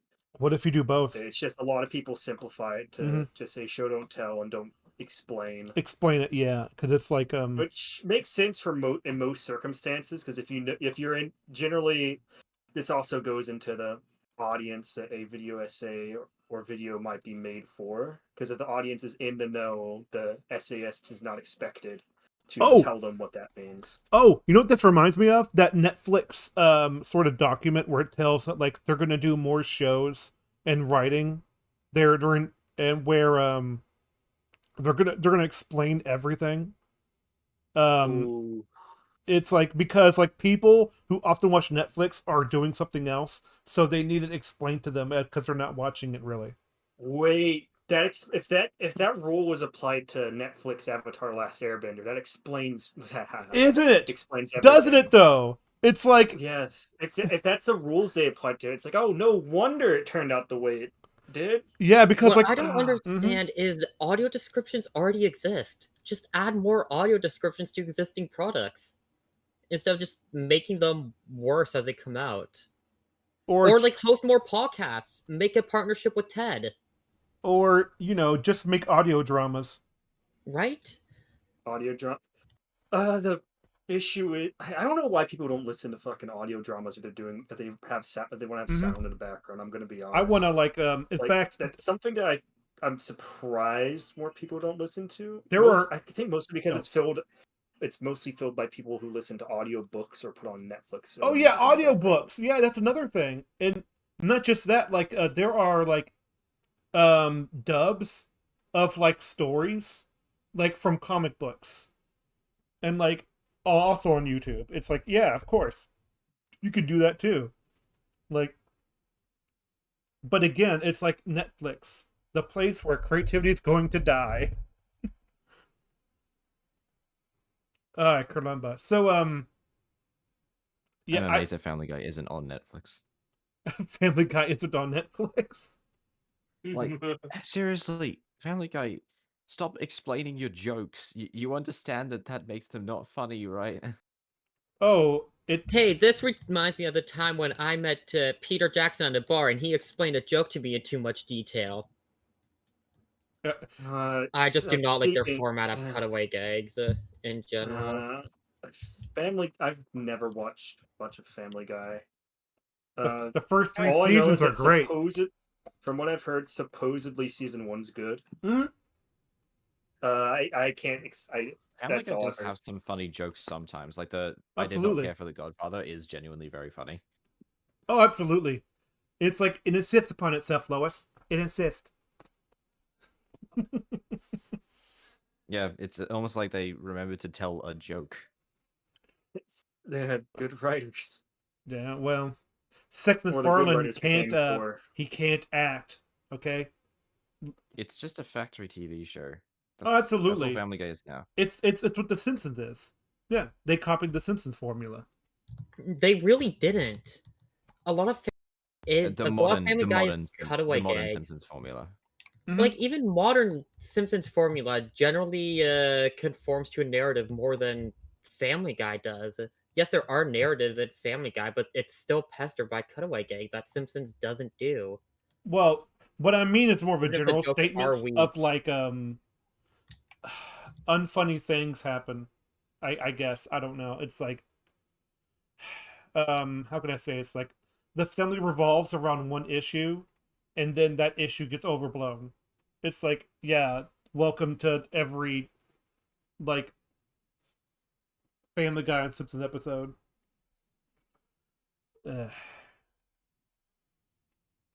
Let's see. So, Oh yeah, our wildfire of the year just started. That was earlier than I thought. oh my gosh, I'm glad we're talking about this now. No, it just came up, and I was like, wow, it's interesting. Oh, that it happened this it's kind of early. funny. It's like we have a snowstorm over here, so it's like, No. sorry about Cold. you people living in California with the wildfires. I'm really sorry. Yeah, and pretty much I'm not everywhere. in California anymore, you prick. I Pretty much didn't say everywhere- you. I mean, pretty much everywhere west of the Rockies is like cold as balls at the moment. Mm-hmm. I have 6 inches of snow that's not melting. So it's like We don't have snow where I'm at. It's just kind of a miserable hill that's below freezing. well, there's gonna be a new snowstorm coming in from Florida. Whoa! You gotta love those nor'easters. Well, it's gonna affect us, and I have to go do stuff tomorrow. So yeah, I mean, also, okay, what I'm up to. All right, this is the end of the thing. Right. So I'm still working on Deep Rock, and believe it or not, I'm actually making progress. I am. Trust me. I just did some editing today. I'm actually, and it'll be out sometime this year. Ha. Falco making progress? Whoa. Oh my I'm so progressive. I'm so progressive. And so, does anyone else want to shout out their stuff or whatever? No comment. Maybe when I have am stuff that I nowhere can close shout to- out. I'm nowhere close to being able to market anything. There's stuff in the works, but like Market what? it's nowhere close to being marketable because I have no idea whether it's actually going to be completed or not. All I'll say is that No comment. there's a guy, right? There's a guy who's really helpful. He's working on some Arcane Season 2 Act 3 reactions between me and and Alwyn and Normie, and we're just and a lot of other people where we were watching that Act 3 and the reactions coming along. All right. And I don't know when it'll come out, but the person who's helping on getting this done is working as best he can. He's a really great guy. He is a And, good guy. Yes. Yeah, I had to He is drop great. out. I had to drop out partway through that because I was quite sick, but I watched it the day prior. I remember halfway through the 8th episode of season 2, deciding I don't care anymore, and then some massive contrivance happened. And I just went, "What the fuck?" Realizing that I do actually care still. You know, Oh yeah. I wish I joined y'all on those, despite never watching season 1, because it sounds like season 2 is quite the dumpster fire and quite the interesting thing to study. Don't be a masochist. Come on. But I love doing it, man. It's I fun. know. It's like, if listen, we do not have a. Oh, actually, it might Okay. it might just be painful for me because the trouble is I wouldn't have the context of season 1, so I probably would be better if I just had the context of season 1 and just see. Oh season 2 man, is season around, 1 is great. Oh man, it's so good. Yeah, I still have only watched 1 episode. I do intend on watching it. Silco is one of the just best have villains other- ever written in a TV show. It's awesome. I just have other things that other pieces of media that I'm experiencing at the moment, so I don't quite have the time. All right, well, that's it, and I'll see you guys some other time until we stop doing it or start another one. Who knows? Yes. Woo. All right, see you guys. Have a happy after New Year. hope or you After roll New like Christmas this. year, Valentine's. Have a good Patrick. December 11th.